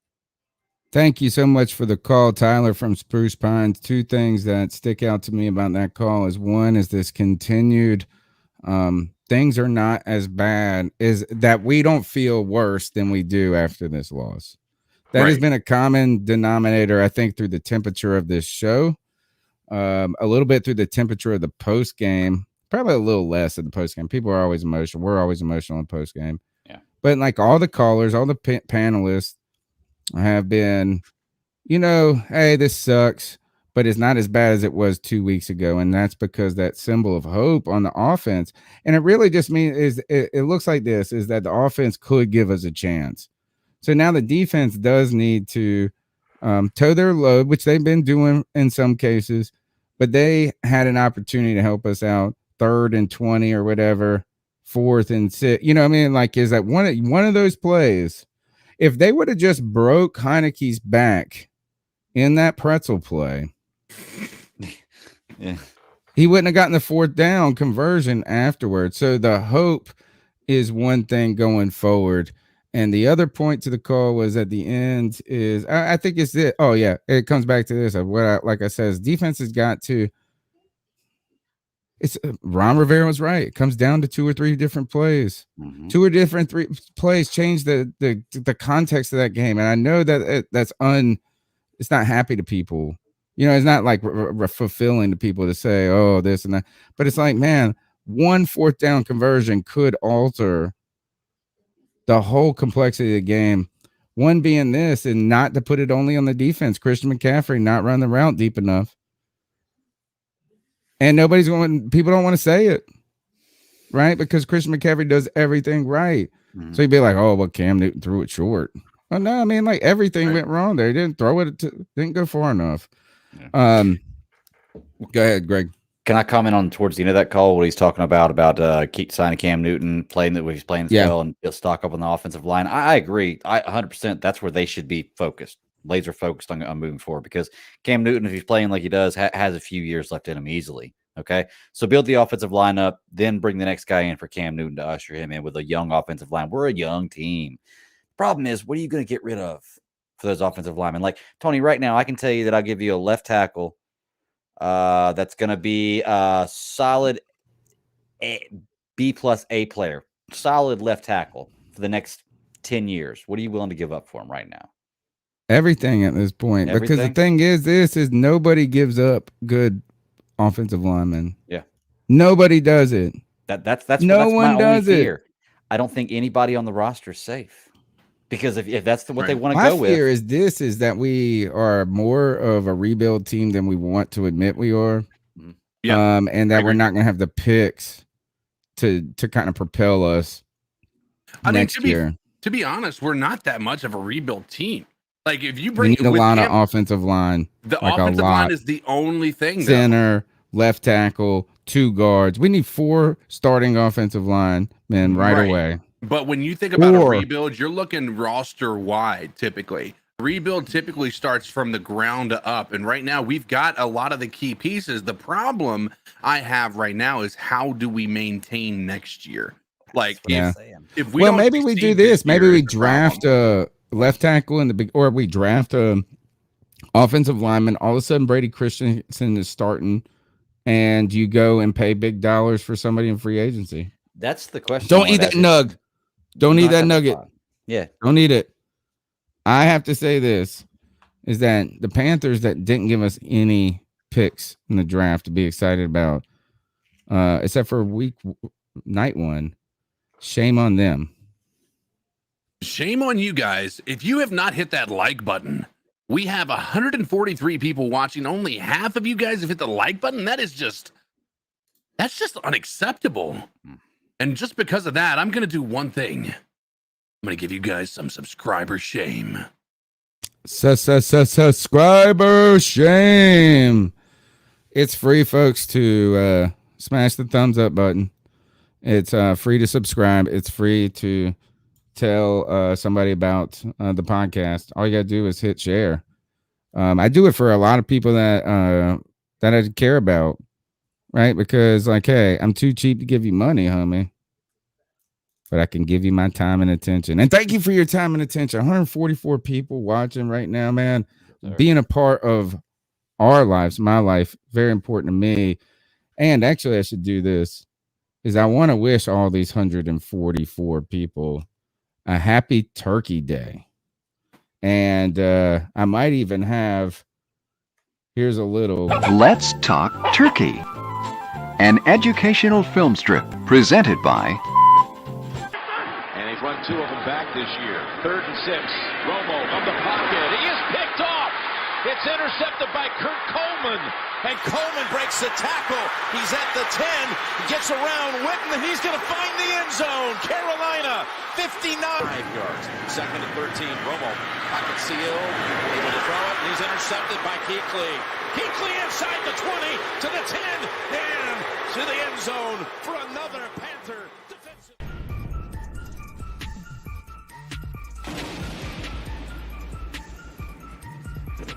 Happy Thanksgiving, folks. Happy Thanksgiving from the C3 Panthers podcast, bro. That was the greatest Thanksgiving in the history of the world. Oh, I'm telling you. That was such a good one, dude. Makes the separatists dying and starving in Plymouth Rock even jealous of how good the Thanksgiving can be, because they were just thankful that they got to survive the winter because these Native Americans helped them out. We got to be happy that we defeated the damn Dallas Cowboys. Mm-hmm. And that was one of Romo's last games too. I think that might have ended his career, actually. That was the one where Thomas Davis broke his collarbone again, wasn't it? No, was it the arm? And then he played in the Super Bowl? No. I'm talking about Thomas Davis broke Tony Romo's. Oh, all the yes, time. yes, and yes. And was that Yes. the game that happened?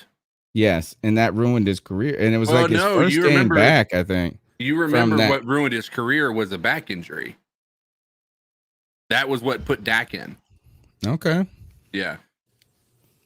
What a great Thanksgiving, full of turkey. Oof. Shout out to Nirvash. Trading away all those picks after not fixing the offensive line is criminal. It's true. Criminal, especially with Sam Darnold being the majority of those picks. That's the stupidest thing I ever heard. It is the stupidest thing I ever heard to trade away picks, and why you didn't pick an offensive lineman in the draft. At some point, the offensive line is not going to make itself better by itself. You got to put some. And by the way, Nirvash, that your statement was not the stupidest thing I ever heard. Them not addressing the offensive line is the stupidest thing I ever heard. All right, let's go to the next call. Actually, let me see which one we're on. Maybe this one. What's going on, C3 Nation? It's your boy Jay Anderson hitting y'all up. Yeah, man. The whole Sunday, that's been done and over with, man. It's time to move on. Hopefully, the boys get it together and get it together and get some wins. Hopefully we get 9 wins. If we get to the playoffs, that's good. But if we get just like 9 wins, I think that'll be great. And for Cam, I hope he plays great so we can have him back next year and stuff like that. But at the same time, y'all know me and this coaching staff. I can't stand this coaching staff. I think the coaching staff is bad. I don't think they have improved anything. That's the thing. It's about improvement. They're not improving. Bill Snow has improved the defense, right? But I don't think he has. They got talent, but at the same time, with the coaching staff, the discipline ain't there. And usually, you're supposed to improve your discipline. I mean, like with these penalties, it's crazy. Like I'm looking at the stat, and I know we shouldn't compare him to Ron Rivera, but it's going to happen. I mean, if you look at Ron Rivera, first year to his second year, in coaching, Ron Rivera had the most, he had the 7th most penalties. His team had the 7th most penalties in 2011. Then he ended up next year having the 10th fewest, penalties, all of, in the whole league. And I mean, if you look at throughout the whole Ron Rivera era, for fewest penalties, they were in the top 10. And I didn't think that. I'll be honest, I had to look this up, and I was even like, wow, like I didn't know they was in top 10 of fewest penalties. But if you look at Coach Rhule last year, they was like, what, 13th in penalties, 91st? I'm like, that's bad on coaching. That's terrible coaching. And that whole DOB or whatever, DBO, beat yourself. I was like, dude, that it wasn't working during the summer. The fans didn't bought it. The players didn't bought it. And it was just trash. It was a college idea. So he got to do better than that in coaching this play. That's all in coaching. At the same time, man, other than that, it's Thanksgiving week. Of course, 6 years ago, we all remember Cowboys, Panthers versus Cowboys. I want y'all, what y'all thought about that game? What's y'all memory about that whole thing? Man, here's what I'll tell you. Like the part about this is like with Matt Rhule and the issues with the penalties is something that we've talked about. And I hate to be this guy, right? Hindsight is always 20/20. Yep. I do believe it was time to move on from Ron Rivera, but I will say, like, we got to remember what we moved on from. We moved on from a guy who took a dying franchise in 2011 and he brought them into relevance within 3 years with the help of a guy named Cam Newton, right? So, I mean, you've got to put that in there as well. And what had happened is we had a great year in 2015. We had a bad year in 2016 after Cam Newton had gotten hurt after a little while. I don't remember exactly when it happened. But then you saw them come back and they did a different thing with Cam Newton in 2017, and it worked really well. Like Cam Newton had his highest percentage completion percentage he'd ever had in his career in that year. And we went to the playoffs and we lost to the Saints in the playoffs for the third time that year. They swept us. And that was what had happened. And then what happened in 2018? Cam Newton got hurt. He couldn't throw the ball. We just had a really bad year. It was a hurt Cam Newton. It was clear that was the all or nothing year. 2019 comes around, and then, Cam Newton breaks his foot. And so what we have is Ron Rivera, when he has a quarterback that is a good quarterback, he took that team. That team was a good team for the most part. And I think there's a lot of this. We talk about football being a great team sport. Well, I think football is truly that, because I think our offense plays well based on what our defense does, and our defense plays well based on our offense, right? This past game, you would have thought the complete opposite because of what happened. But I think, when you look back, I hate to be this guy. I'm not sitting here saying we made a mistake letting Ron go. But you got to look back and think, we let Ron go after he had 2 years of a hurt quarterback. His most important piece to his entire team, 2 years. You had Luke on a decline. You had Thomas Davis getting a little bit older. You're holding on to a lot of this talent. There's definitely things that were contributing here that I think you can put on Ron Rivera. But for the most part, when you look at what Ron Rivera did with this team, I think it's fair to say that, he might have gotten the short end of the stick, even given the people that he had. I mean, you got to keep in mind, who did he have playing quarterback in 2019? Well, look, there's ifs and we coulda, shouldas, right? Right. I think you're right. Look, let's not shit on Ron, not anybody is shitting on Ron. Here's the thing is, the decision to move on from Ron may have been right, but the decision to hire Matt Rhule may be wrong, right? They don't have to be the same. And I do think, I think, who agrees with you more than anybody is Ron Rivera. Ron Rivera he's more salty than I expected him to be about the way he lost with the Panthers. And I think he there's some animosity between him and Cam a little bit. You think so? A slight, not like crazy, but there's something there, because when you heard go watch my reaction video to Ron Rivera's press conference on the C3 channel when he called Charlotte media, and they just said this. They were like, tell me about a moment with Cam. It was like a great moment or something that sticks out to you. And the dude went back to the fact that when I went into to go draft him, I was like, man, this guy's got a good family. And it was like he expected them not to be a good family. It was just kind of this weird, what do you mean? You went to the Super Bowl with this cat and you can't tell me one. I don't know. And maybe I am Mama Cam. I'm defending Cam at every turn. So I'm sitting there going, you better talk good about my son. That type of thing. So I understand that. I just felt I do feel like this is Ron feels that he got fired because Cam was hurt. And I wonder, and we do know that Cam may have misrepresented that injury a little bit with his foot to the team. And then Ron took a little hit for playing him anyway, because he tried to tell them it wasn't that bad. And maybe he sees his demise as a head coach linked to Cam Newton's injuries. But do you really, like TK saying, can you really? Oh, you're talking about his demise as a head coach in Carolina, not just overall. Yes, okay. Yeah. Just like that he really is a good head coach. That he had some tough set of circumstances, but instead he kind of got baby thrown out with the bathwater. Yeah, I mean, I can get that, but at the same time, if you're gonna. You could be upset with the situation. Maybe say Cam's injury was the reason why what started your decline in Carolina and was ultimately what put you out. But wasn't Cam Newton's injury your fault to begin with, because you failed to protect him his entire career? Well, I think that partially. I won't go that far.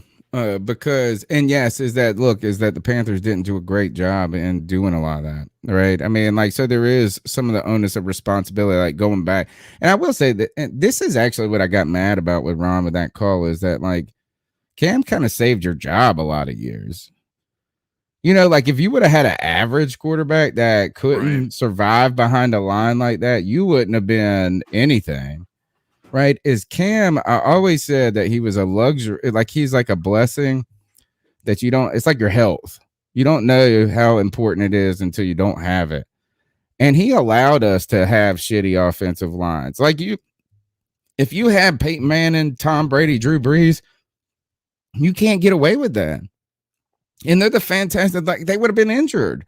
They would have been, you know what I mean? It just wouldn't have worked. And you would have invested in them. So there was an institutional failure because we could get away with it, right, with Cam. But at the same time, I don't think that he's responsible. Like that foot injury, like we heard some weird things about it at the end where Cam tried to say like he wasn't that hurt and stuff like that. I don't know. I think Ron is a little bitter.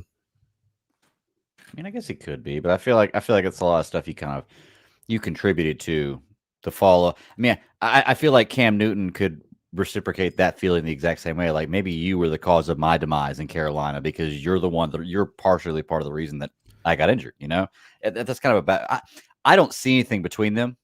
Maybe I didn't hear that interview. But yeah. All right, you're right, and it's kind of hard. I'm trying to read between the lines so much, but I just don't feel like Ron was just straight glowing about his time with Cam. Do you think that I mean, and this could be wrong because I know Cam was injured that year.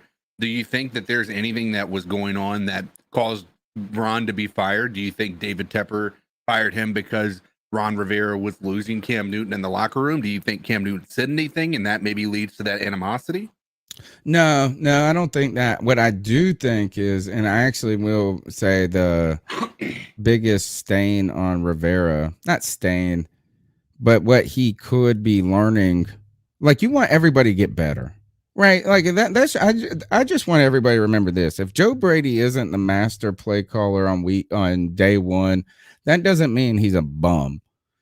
Right? If Matt Rhule doesn't win this week, it doesn't mean he's a bum. Like we want to see like what the story is for these people.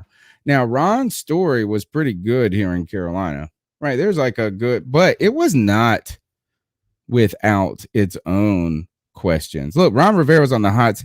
I always say this: Ron Rivera coach. You want Ron Rivera to coach well, is tell him you're going to fire him next week. Right. And he'll coach the shit out of that team. That's why they play good in November and December.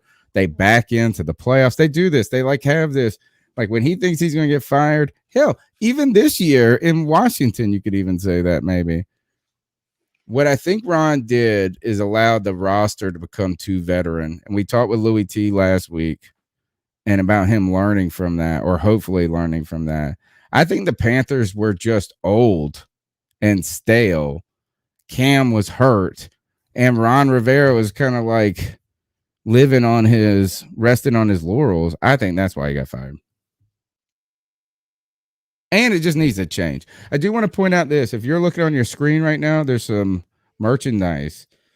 And when I say merchandise, I'm not like a good salesman. In fact, I am the worst salesman. I hate selling shit. I am the worst salesman. I usually tell people not to spend it. Can't be that bad. I have all of those.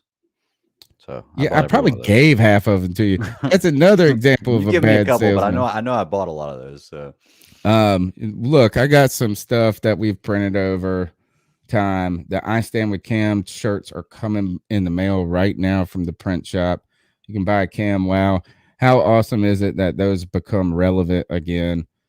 Put it in the bank t-shirt. Very cool one. Put that Lombardi in the bank. So go check that out. That's another way you can support the podcast, but really you can support it by just smashing the thumbs up button, being part of the conversation. And you can do that at 252-228-5098. Let's keep going.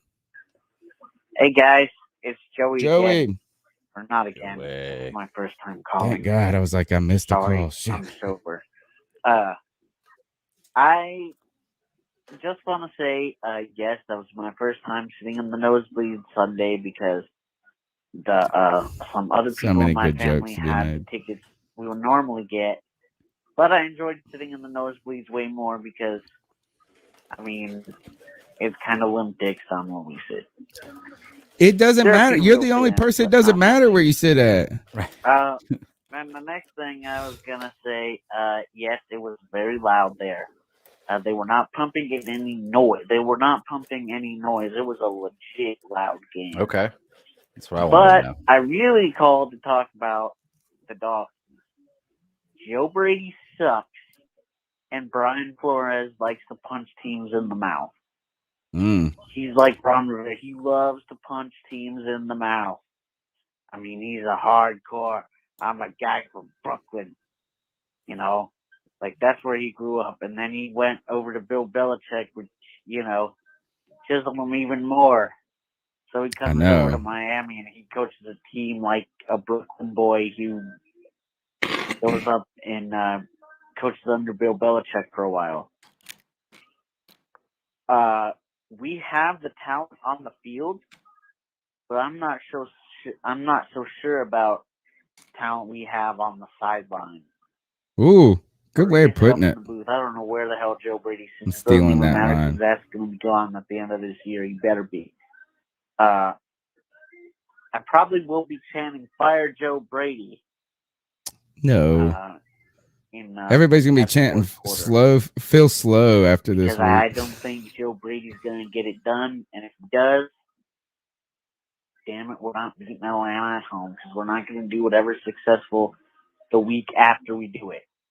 So I'm cautiously optimistic. We can. The Dolphins aren't that good, but they're better than people think. That's what a lot of people have been saying, that they're better than we think, and I know about what kind of coach Brian Flores is. Anyway, guys, wow. Here's the thing with the state of the team that really bothers me.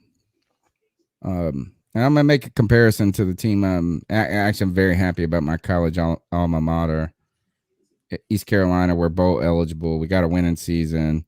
We're hosting Cincinnati on Friday. Imagine if we get upset and undefeated. You know what I mean? Like, but we finally have a winning season after like 7 years or something like that in a bowl game where we were used to kind of winning. We're not used to these super droughts like this. Yeah. It's such a good season right now. Like, it's a positive season for us. But there were 3 games that we left on the field that we could have won, like, easily. Like, you know what I'm saying? Like, that were just in our grasp.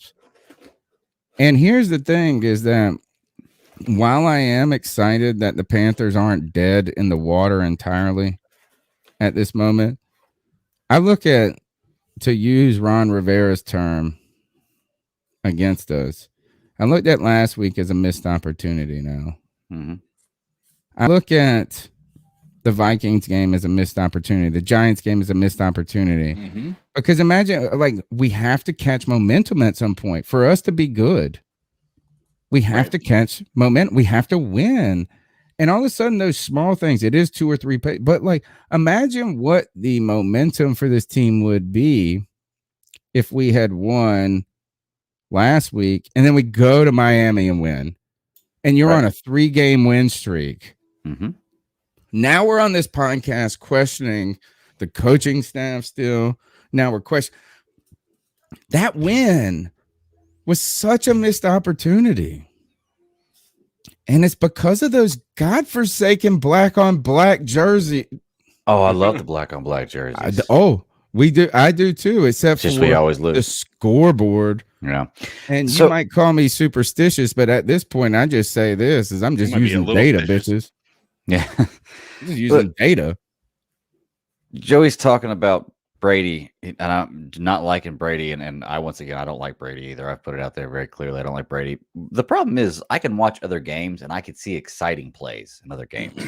I don't ever see exciting play. I watched that Dallas Kansas City game the other day. Man, I saw some exciting plays on both sides, both teams. And I was like, man, why can't we have creative plays like this? We have the talent to do stuff like this. Why do we never see anything this creative from Joe Brady? Granted, he's just now getting Cam Newton. He's just just now getting the opportunity to do it. So I'm going to give him some time. But you're not giving him any time. You're sitting here talking about how he ain't giving you no exciting plays. Give us some time. Like him, but I'm going. Can I convince you right now, Greg? I just haven't seen it, huh? Well, no, I can convince you right now because as someone too who has very been like this, not negative, not positive on the guy, is I wanted to see how he was going to handle Cam Newton coming to town. And I would say this: look, we saw Cam Newton run that read option to the we're doing the read option now. Like we're doing things that Cam does well, and to me, that at least shows a sign that Joe Brady is adaptable. Right, like all of a sudden now he's got Cam, and now he's going to do different things. Imagine if we would have just gone out there and done the same exact things. And we have done different things. We've done not crazy creative, but yeah, we had the throw to back to Cam, right? That they challenged. We had that play.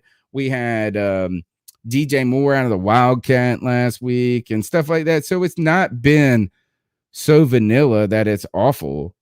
And I think the fact is that it shows. I think it's important that he shows a recognition that Cam's a weapon, and he can be used right away. If Cam was coming out, look, I think the fact that Cam has not been rusty shows a little bit about Joe Brady putting him in good situations. Yeah, I guess for me, I just don't see. I don't see him calling a read option with Cam Newton as like super creative, because honestly, if I'm playing Madden with Cam Newton, I'll be running a lot of read options. It's just something, that's more of a player. But what if you didn't? Well, he didn't have that. You're right. And he finally got to unleash that now that he has Cam Newton here. But I don't know. Once again, I just need to see more. The problem is in his tenure here, my trick play or my awesome play calling bucket is empty. I need him to fill my bucket. That's the problem. Well, now you can, because you've got Cam Newton and you got Christian McCaffrey. Now he's got some good candy to put in your trick or treat bucket. Okay. Instead of trying to make you happy by just pouring candy corn in there. 252-228-5098. What'd you say? I love candy corn. That's the stupidest thing I ever heard. Who doesn't love candy corn? It's delicious. I felt real stupid. Hey guys, it's Joey again. This time, this is my second call. I wanted to talk about something you asked at the very end of the post game. Why should we give Matt Rhule a third year? And the reason I say we should is because what do they all say? Matt Rhule. Oh, I don't want to hear this, 3 Joe. years for him to build I don't want to hear this. It's not the same. For him to build a good team. It's not. You're not bringing in recruits. They're comparing this to Temple and Baylor, which I mean, I was about to say it's not Temple and Baylor, but if you look at this roster, is it really not Temple and Baylor? But anyway, it pretty much is. I think we should give him that third year that everyone talks about, and after that year, we should start having conversations about Matt Rhule, like for real. Because I do want Eric Bieniemy, I really do, and he's not going to come here just to be the OC. And the Giants, they fired Jason Garrett, but damn it, I'd rather stick with Joe Brady because at least you don't have to. At least you don't have to sign a new contract or whatever. I don't know how that works. Like, I'm sure there's contracts and shit involved. Matt Rhule is not can Joe Brady for Jason Garrett, although some would say he should, because at least Garrett has been around the league. Joey will never get cut off early because he's got to do the round. Come on, get to the round. Well, so is Garrett, but anyway. I guess we won't talk about that now. Guess we won't talk about that. I tell you one thing about we're at this the time of the season where we're in the doldrums of the summer and we're waiting for football and we're like, oh man, it's 3 weeks away, it's 2 weeks away, so we count that. And then we're in football for the first few weeks, and it's awesome. Like, there's games everywhere, baseball's on. Like, there's just sports. It's wonderful. But we're at the part of the vacation where there are more. We've hit that tipping point where we've had more days on vacation, and there's less days ahead. So now the conversation turns to there's 3 days left. There's only 2 days left of vacation. I got to clean up the condo. I got to do this. We are at over the halfway point, and it's like, oh man, football is going to be over soon. Yeah, it's going to be over soon. That's one point we're at. Like, we're counting down now. We're on the other side of the vacation. The other part of the NFL season that we're at is the fire assistant coaches so I don't get fired first position. Yep. Right. Jason Garrett, wow, look, I'm sure they're a mess on offense. But Jason Garrett got fired today, so Joe Judge didn't. You know what I'm saying? Like that, like right. And to be honest, Joe Brady would have been fired today had Cam Newton not been a part of this team. He should have been, but I doubt he would have been. I think he would have, because Rhule would have been on the chopping block. You think so? I think that you, at the point when you're talking millions of dollars, at some point you got to just let the guy below go. Like, you got to make a sacrifice. Ron Rivera's done it. He's demoted people. He fired people. He changed. You know what I'm saying? In the offseason, like, if you don't at least try to show you're adapting, you're going to get fired first. We were in a bad spot before that Arizona Cardinals game and before Cam got here. Imagine this. Imagine losing on the road to Cardinals, losing to this past week, right? And like where we would be on this point, we would not be like, oh, this loss wasn't that bad. Right. We would have been, people would have been calling for some God-forsaken heads, a sacrifice. Let's go to the next call. Hey, what's good, C3 Nation, man? This is your boy, SC Base. Hey, tough game. I tell you what, I was sitting there watching the game, and Ron Rivera did not want to lead a shot what I wanted. So, that being said, you know, we played a hell of a game. We just got outcoached by a great coach, a veteran coach. He's been coaching in the NFL for 10 years. You can't put a value on that. You know, when he went for it on 4th and 6 early in the game, I said, yeah, Ron wants to win this game. But we tried like hell, but we just got outcoached. We did get out coached. Keep pounding. I'm still not out of it, you know. Hopefully we will right the ship and get running towards the playoffs. All right, fellas, be good. We did get out coached, but here's one thing that sucks. And we've had this argument a lot on this podcast about, and I always love when Greg goes, "What isn't it Cody that said that poor tackling is coaching?" And you got mad at him, or is it vice versa? Who is it that argues that? We were all arguing that, and Greg was saying, you know, and it's not coaching. Like, you got to tackle the person. It's not all on coaching and that, and like, right. It's not 100% on coaching, right? And I'm with you. Yeah, I mean, but we were very much like on the bandwagon of saying it was all Ron Rivera. Ron Rivera was the reason, and would continue to be the reason why we're not, you know, succeeding. And because, you know, if the players aren't playing well, it's not necessarily just an issue with the you know, with the coaching, I mean, with the players, because if they're all bad, they're all professionals, they should all be able to tackle. And but it turns out it's like a culture that's created, A, that is the coaching staff, but B, the culture, like, it's like raising your children. Right? Is that like you got to instill the morals, the values, and this and that, but they got to go do their actions still matter. Right. So is that like if somebody goes and does something, you can't be like, oh, well, they weren't good parents only. Well, you can say, of course, nobody's a fucking good parent. Everybody's a terrible parent. But like you can be a good parent and your kid can do a poor thing. Right. And I'm with Greg on this, is that like, and here's the argument though about coaching and tackling, is that tackling isn't coached throughout the throughout the years now, because we're all taking away these things. So the fundamentals, so you're trying to teach it's kind of like me at a college level now, because you're not writing papers and reading books for the last 8 years. Now I'm teaching you fundamentals that theoretically you should be more fundamental at this level. Mm-hmm. So I do agree with you, Greg, about that, is that with that tackling. But I mean, there were some nuances in that last conversation. But here's the thing with this one. We're starting to see also Matt Rhule talk about these players got to execute better. I will give, again, I will bring this up and hopefully I can show it real quick. And if you're still in the chat, I would love for you to say hello, because I don't got my wheelman who helps me. It's hard to host and put the oh, you can't see it, and I just lost everything. You can't even see me, can you? Nah, I can't read it. Good. My whole screen went. Uh-oh. Good. Nugget. Well, it looks like we lost Tony.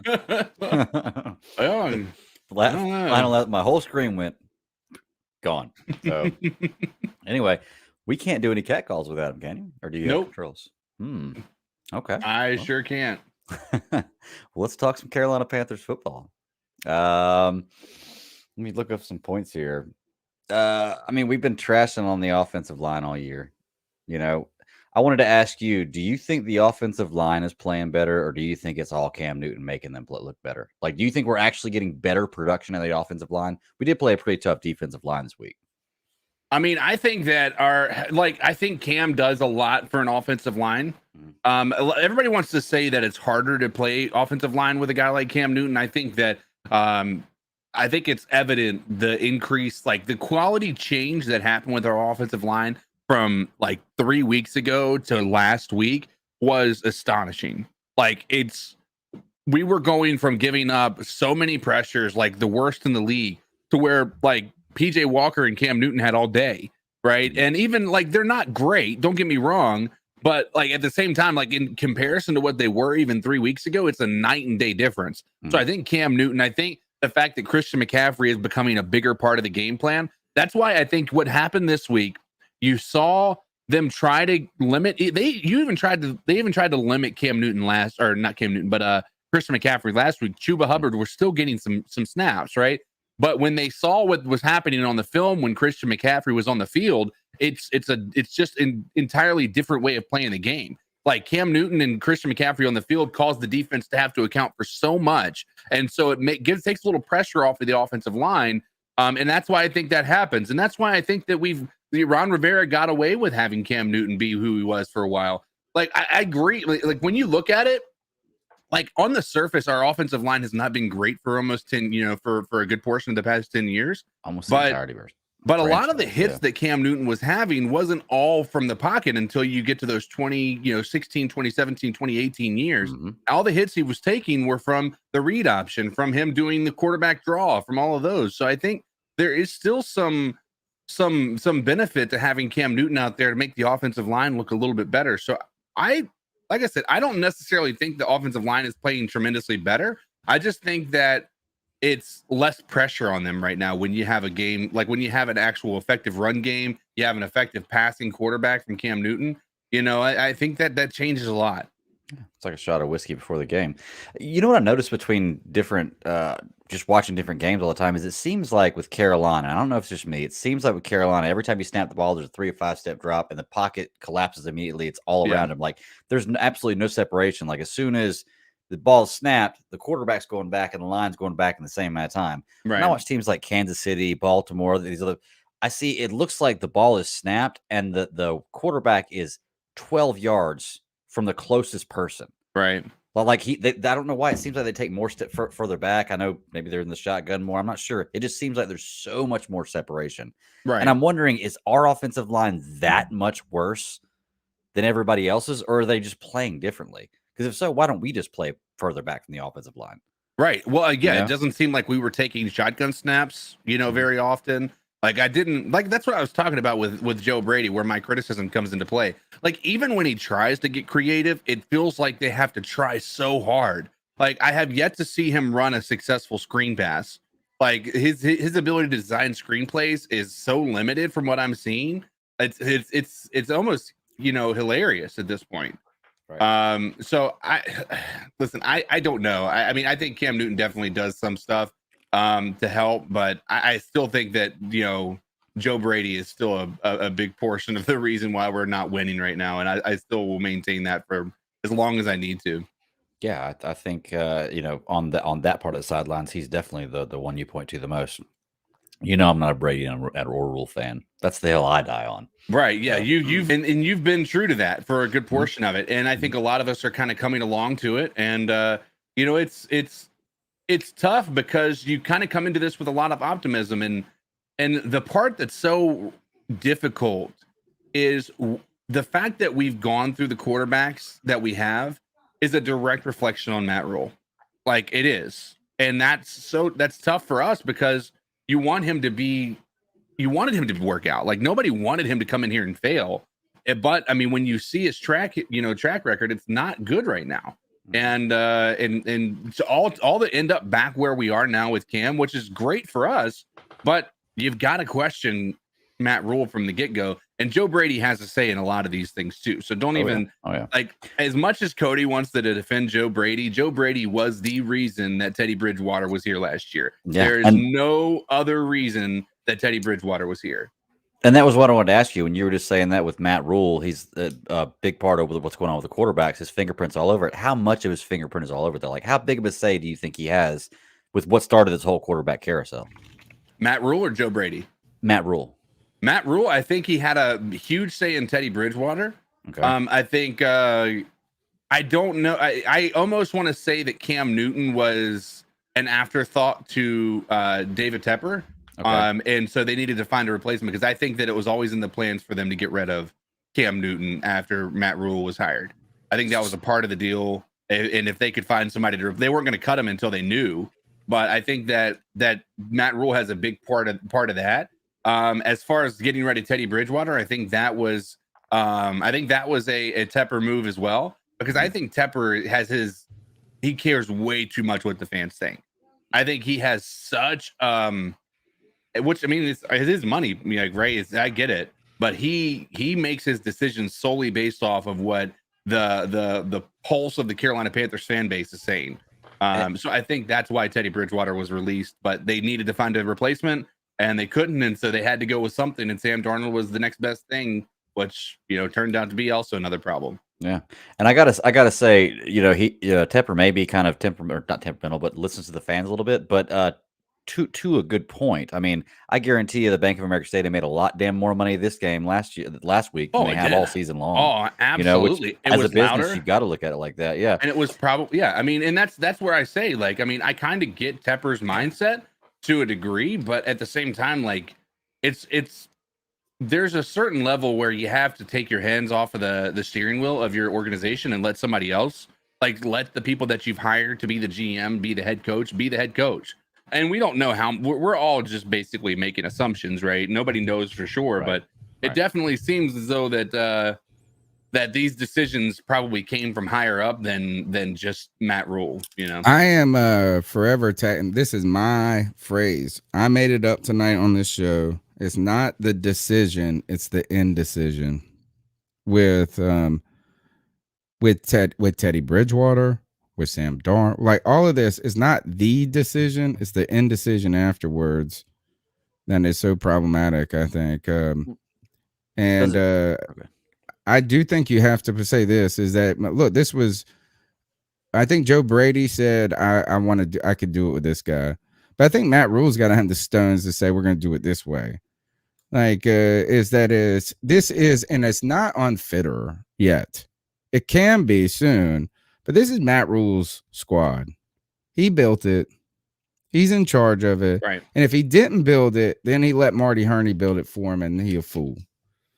Let me know if this is a repeat call. I'm sorry, guys. I got blasted by Google Chrome.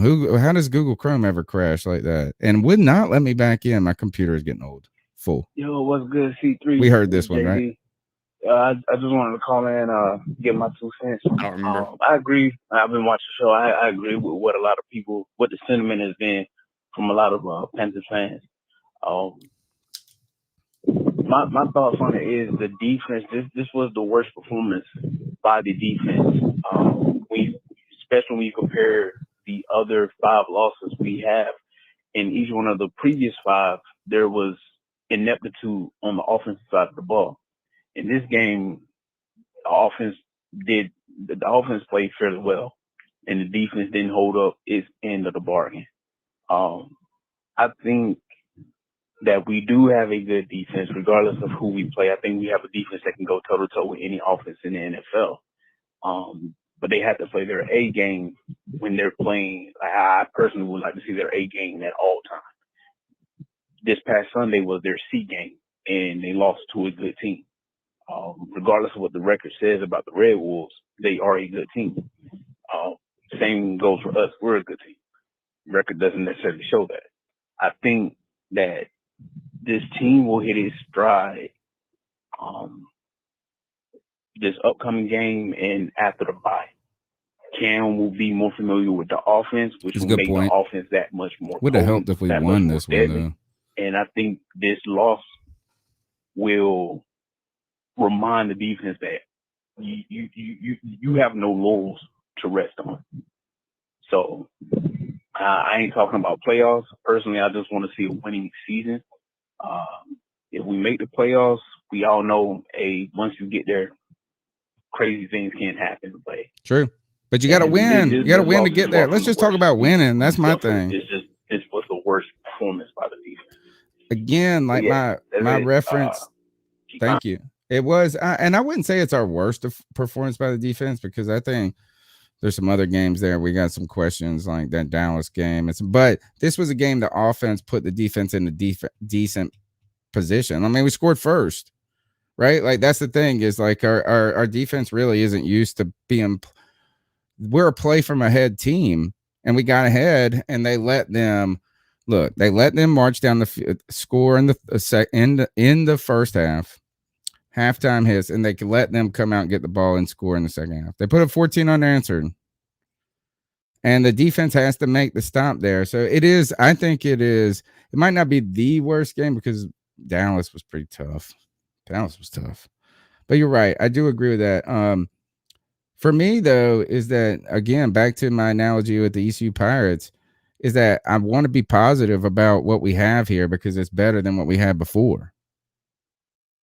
But, man, we've had a lot of missed opportunities here. Imagine if we would have won last week. I mean, and I know it's not if or would, should have, but, I mean, it was in grasp. The Vikings game was in grasp. The Eagles game, in grasp. These are games that we could have legitimately won. So imagine being in the same exact position, catching momentum. You got to catch momentum with wins. Let's go to the next call, round this out with the final two calls, and get out of here. Hey, guys. That was the game this past Sunday, and I didn't know if they showed Sam Darnold. I was wondering if Sam Darnold was on the bench or if he was just standing there. Yeah, he was. Or do you think he should be on the bench? On the team sideline with the team. I'm just curious. I don't know. I thought it'd be interesting whether they put him out there, and I know they're probably not going to do anything with him next year. But I'm still curious about it. All right, so I think that you've answered your own question in a way, and the fact is that. First, Sam Darnold theoretically can come back in 4 or 5 weeks, right? Like, so this isn't like, we're going to give. I want somebody to ask Matt Rhule if you're going to give Sam Darnold an opportunity to start later down and compete for the start. He probably laughed like, no, duh. Like, the second thing is the fact that he's not on this, like, there on the bench talking with Cam, little earpiece in, this and that. They are trying to erase him. Sam Darnold, actually, they're not even. I'm surprised he was even on the sidelines. No, they're basically like, look, we're paying you, so show up. You're paying you. At least you can I feel like they're trying to pay him to not show up at this point. Like, it would be better if he just wasn't there. I'd make him give you water if I was paying him. Like, do something. I think that I know. Remember when Matt Khalil, I used to say this, is that like you should make that motherfucker pick up trash in the damn parking lot, being paid $50 million for this bullshit. Mm-hmm. I think that this coaching staff trying to erase Sam Darnold. I mean, like, they're like this. It turned out way worse. And look, this is for someone who knew it was a gamble, and I thought it had an opportunity to pay off. The loss turned out to be worse than we thought it was going to be. Like, it was worse than the worst thing you could have thought of. All right, final call of the night. Hey guys, it's Chuck from Elizabeth City calling. I guess I'm sitting here tonight, and this season has left me more flat and unenergetic than any I can remember, and it's not necessarily this year. I just think we get our hopes up every single year that we're going to change it. Things are going to be better. And last year I saw that, like you said earlier, Tony, that it's a COVID year. We get a new coach, and we seem to be improving every week on the defense. And we put a lot on Bridgewater that we've blamed him for. And he had all those yards with DJ Moore and Robbie Anderson, and C-Mac was hurt. And we thought things were going to be different. But it just seems like we're stuck in the mud. And every year we get these great drafts. You know, you tore Grossman coach, 2nd-round pick, supposed to have been a 1st-round pick. Oh, he's getting ready to bloom and blossom and great. And I'm not seeing anything from him with all that talent. Brian Burns looks like he's regressed. You know, just certain players we bring on this team through a draft that are supposed to be so good, we never utilize them. Ian Thomas was a diamond in the rough, and it's like he's on the edge of breaking out, and he doesn't. And, you know, I just don't know if we're developing talent or making the right draft picks. Even Jeremy Chin last year was so great, we knew he'd probably come down and have a sophomore slump. And I think he's out of position now. We thought, oh, man, let's put him back at his natural safety. He seemed to do better at linebacker. And I can't put my finger on it, but something is missing with this team. And I don't blame Tepper and the organization up top. It's within the coach and within the locker room, within the players. Something is definitely not right. That's not to say it can't change. That's not to say a little mini run would help us. But my God, guys, if we drop the Miami game this week, you know, you might as well go ahead and just playing you for no wild card. It's not going to happen. Thanks, Chuck, for the call, man. We appreciate it. First, I appreciate everybody's support in the chat room. A lot of people hanging out on a holiday week, giving us your time, your attention. I appreciate that. I appreciate all the people in the chat room. Smash the thumbs up button, subscribe to the show. Be a part of the show by calling at 252-228-5098. Some of our content will be abbreviated this week because of the holidays, and we'll try to continue to put out as much as possible. I want to turn the tide quickly to what we're going to do. Quick Thanksgiving. We got ice up picks real quick. We're going to do, but we'll talk a little Thanksgiving. But how about this? A lot of talk about Panther fans and Panther culture, this and that, and being invaded, the stadium being invaded. Look, Cam, I'm honest. I go to one game a year at the minimum. I didn't go during COVID because of COVID. And it was just like, you know what I mean? Like I couldn't. I mean, it's just impossible in a way. But the way the trajectory of this team was going, I was not going to go to a game this year. Cam comes back though, and all of a sudden, a friend of mine who said to me, he said, I'm not going, and he lives in the same town I do. It's a little trek for us, a little trek. You know, you got to commit. It's a whole weekend type thing. He said, and he had told me like 3 weeks. He was like, I'm not going to the game. Fuck that. I ain't paying the money. And this, I mean, like we're all living, we got, you know, trying to make ends meet. I'm sitting there. I was like, man, Cam. So I'm sitting there thinking of what games I can go to now that Cam's back. And I said, fuck this, man. Like, we're playing in New Orleans on New Year's Eve or January 2nd. So, I mean, New Year's Eve weekend. So I looked up the ticket. I was talking to my wife, and I was like, man, wouldn't this be cool to go to New Orleans? And I said, I looked up the tickets. And you can sit in the end zone on the lower level at Mercedes-Benz on January 2nd, like on the 16th row, which you know you're going to be able to walk down and get that football from Cam when he scores it. That's what I'm already looking at. $135, dude. $135, $170 you could do. Like, I mean, I saw 4 for $135, but I mean, they were like $150, $160. You can't even sit in the goddamn. How about this? It's almost cheaper for me to go to New Orleans to go see Cam than it is to go to Bank of America to see Cam. And then my wife was like, you know, we got a lot of miles on the credit card. I was like, we going, baby. We going. So that's my new goal. Yeah. New Orleans, the Big Easy. And it kind of is crazy. Is think about that is how down they are on their team already. And they've been way more relevant than we have for the last. They're still beating us in the division by half a game. You know, crazy. I mean, the other thing I wanted to ask you guys was this, or not ask, but if you all right, so the thing they do on the radio stations, on every radio station, is like, what's your favorite side dish on Thanksgiving? Or you could do ham or turkey. My buddy at Pirate Radio, Clip Brock, invented this one because of me. He invented this question because of me, because of something I told him once about what my family does. But if you could add a dish to the Thanksgiving table, that is not traditionally on the Thanksgiving table, but you still get the same Thanksgiving spread. We're not taking anything away. It's just one additional thing. What would it be? Oh, I know All right away. I know right away. You want to hear it? I got this from a buddy who made a couple of these for my birthday a couple years ago, and these are absolutely fantastic. One of the best things you'll ever put in your mouth. It's a bacon wrapped blue cheese stuffed date with just a little sliver of almond on the savory top. And salty. Oh my gosh, it's so good. It is with a sliver of what on the top? Just a little sliver of almond for a little crunch. Okay. You know, wow. Oh, it's so good. All I would add that. Bacon wrapped blue cheese dates. All right. CK. I don't know, man. It's so tough right now because I am a vegetarian. You want me to tell you what inspired this question and give you another minute to think about it? So I'm Italian, man. My family's Italian. My mother's maiden name is Pancini. And my Italians always have pasta. Like there's some sort of pasta, something like that. Or like a cold cut tray. There's always cold cuts.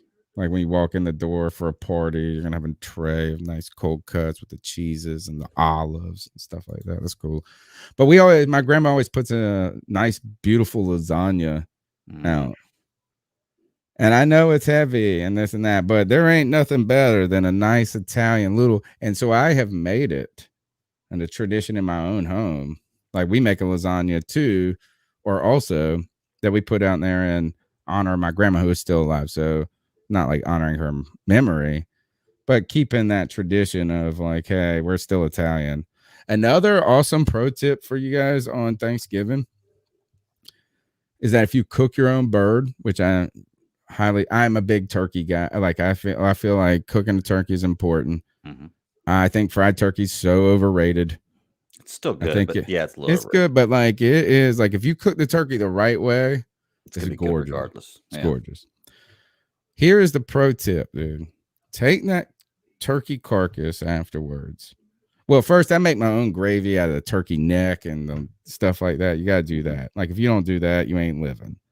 Like you got to make your own turkey gravy. That's where the goodness is at. But take that carcass afterwards. Keep it. There's a bunch of meat on it still and all the leftover meat.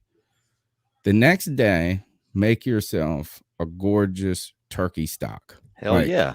A giant pot of turkey stock. And here's what you do.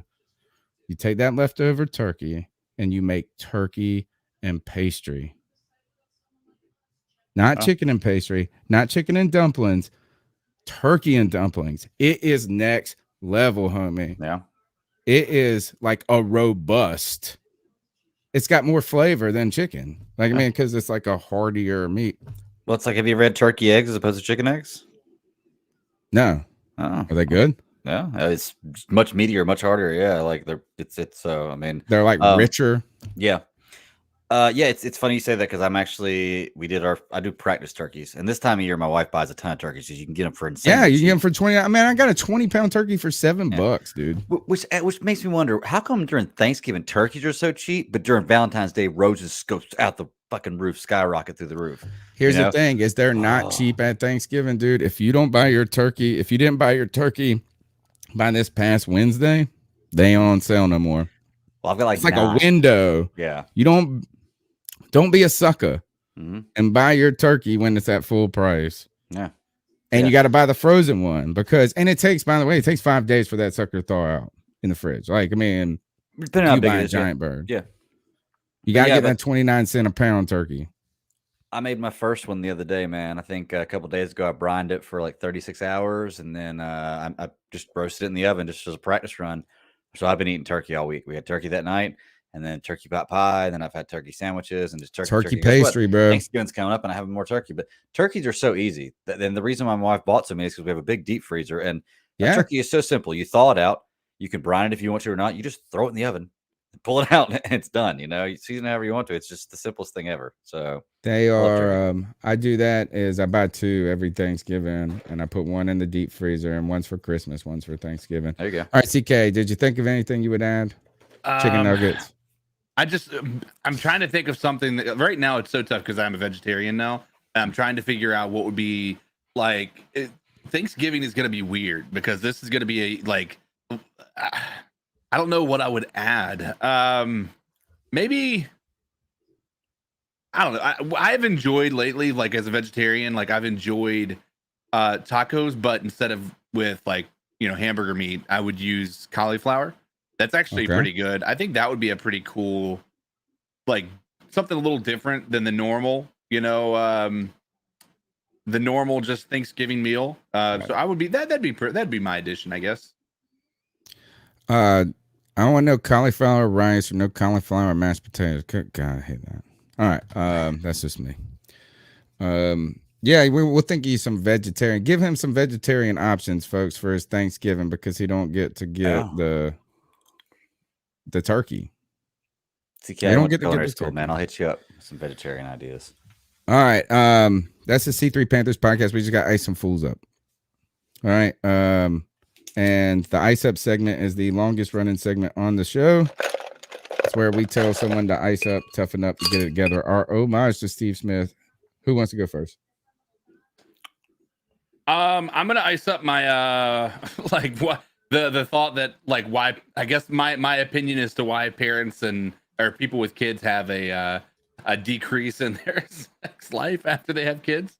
So I was like, me and my wife were embracing, not even like in that regard, but embracing. Like, yeah, we were in a more, I guess, passionate. You were putting like your embrace, right? Right. And my son walks up to us, and he does, and he's pretty cute about it. He goes, he wants to get into the hug and everything, and like the moment he goes and hugs us, he literally barely hugs us, and then he said, "Oh, I gotta poop," and then just runs into the bathroom, door wide open, and then just like lets it go. Like, and I'm just sitting there. My wife and I are just sitting there staring at each other, like, and it was like literally probably about 3-second difference. Like between that happening, and I told my wife right before he did that, like he said, I gotta go poop, and he runs in the bathroom. I told her, I was like, and this is why parents don't have sex as much. And then that's the moment you just hear everything just fall out of the kid, like, and we just start busting out laughing because like it lined up so perfectly with it. But anyway, yeah, I guess the idea of having pooping ass children. Yeah, those kids will do a number on the mood if it's ever even going to be an option. So, Greg, he's got a hobby, baby. He's got one hobby, baby, because our kid in there taking a dump. I'm like, yo, we could go sneak one in. All right, Greg, you got to ice up for us? Yeah, man. Just go to an old true one that I've done before, and I'm sure I'll probably get to do again in the future. And I got to ice myself up, man. You know how you always tell yourself you're going to do something if you're in this situation? Like, you're always like, if I was ever in this situation, this is exactly what I do, and I know it's what I do. Said I was going to fight my dad back if he ever hit me. I didn't do that. Right. But then you get put in that situation, it's like, okay, that's not what you did. So they say always just hit the deer. Don't swerve, hit the deer, hit the animal. That's what swerve. And I guess for other animals I have, because like I've definitely run over rabbits and stuff like that. And cats, I don't want to say, I don't mind saying cats. I've probably hit a dog or two, but I doubt a dog because I love dogs. I swerved to hit a deer, missed a deer the other day. And I ended up putting my truck in a creek. Went off an embankment. I'm lucky I didn't roll the truck, but I went off an embankment. I landed directly in the creek. No real injuries. I got a couple cuts on my back, but other than that, nothing really. My knee's a little sore, so I got really lucky with that. But the bottom line is just hit the deer. I probably would have done just as much damage to my vehicle because I'm not going to lie. I went into the place they towed to today, and I replaced the tire and I drove it home, which is kind of crazy. Thank God you're okay. Yeah, but I still got to ice myself up for that because, like I said, you always tell yourself in certain situations you're gonna do stuff, and it's always so I tell my kids, I'm like, just plow through the animal. You always say that, but just knee jerk reaction as soon as you see it. I jerked and it was just the wrong time, so I'm icing myself up for it. I got a lot of car repairs to do. Well, yeah, but thankfully you're okay and you're here tonight. My ice up pick goes to the fact that it's cheaper for me to go to New Orleans on New Year's to go see a Panthers game than it is to go to Charlotte for the weekend. Yeah. We're using points though. I mean, I'm fine, but still, like, God, I mean, you can't sit lower level in Bank of America for less than $500. 200. Yeah.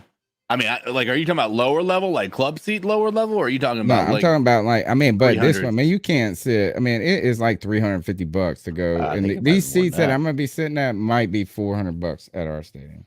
But why is this so much cheaper in New Orleans? Because you know what? When the New Orleans Saints aren't good, guess what people have? They have New Orleans to go to. They ain't going to the game. They're just gonna go to New Orleans.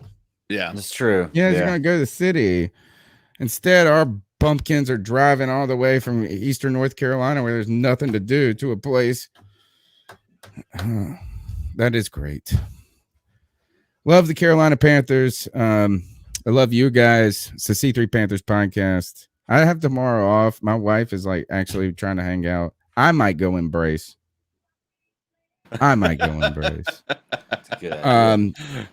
Check us out for the content coming out throughout the week. We'll be doing Debate My Take hopefully tomorrow. I don't know if the beat check's going down. I've had trouble securing some beat writers. Anyway, and it is Thanksgiving week. You got bad rap after having David. Bull crap. I got the best rap. I make y'all's careers better. Anyway, 252-228-5098. Where can they find your work, Greg? You can find me at the Bat Daddy 52 on Twitter, and I'm also the host of the the Super Civil Service podcast, live every Friday night at 9 p.m. Eastern Standard Time on YouTube. Audio drops on Mondays. Come check us out this Friday. I think Cody's going to join us again. In fact, he might start joining us a lot more. He's really liking some of the topics we're covering, but we are going to be talking about the finale of Arcane. If you haven't watched Hit Monkey yet, check out Hit Monkey on Hulu. Hawkeye drops this week. Masters of the Universe drops this week. We've also got Cowboy Bebop. I mean, there's a ton of stuff revving up for the Matrix coming out. Guys, this is a great time to be alive. Ton of content to watch as far as that goes. Check us out. CK? You can find me all over the interwebs at Codizzle Allen. You can find me on the Instagram, the TikToks, the Twitters, the Facebook gaming, the Twitches. You know, you can find me all those places. So go show your boy some love. Tony Dunn here at cat_chronicles. Just check us out, subscribe, like, be a part of the fam. Keep pounding.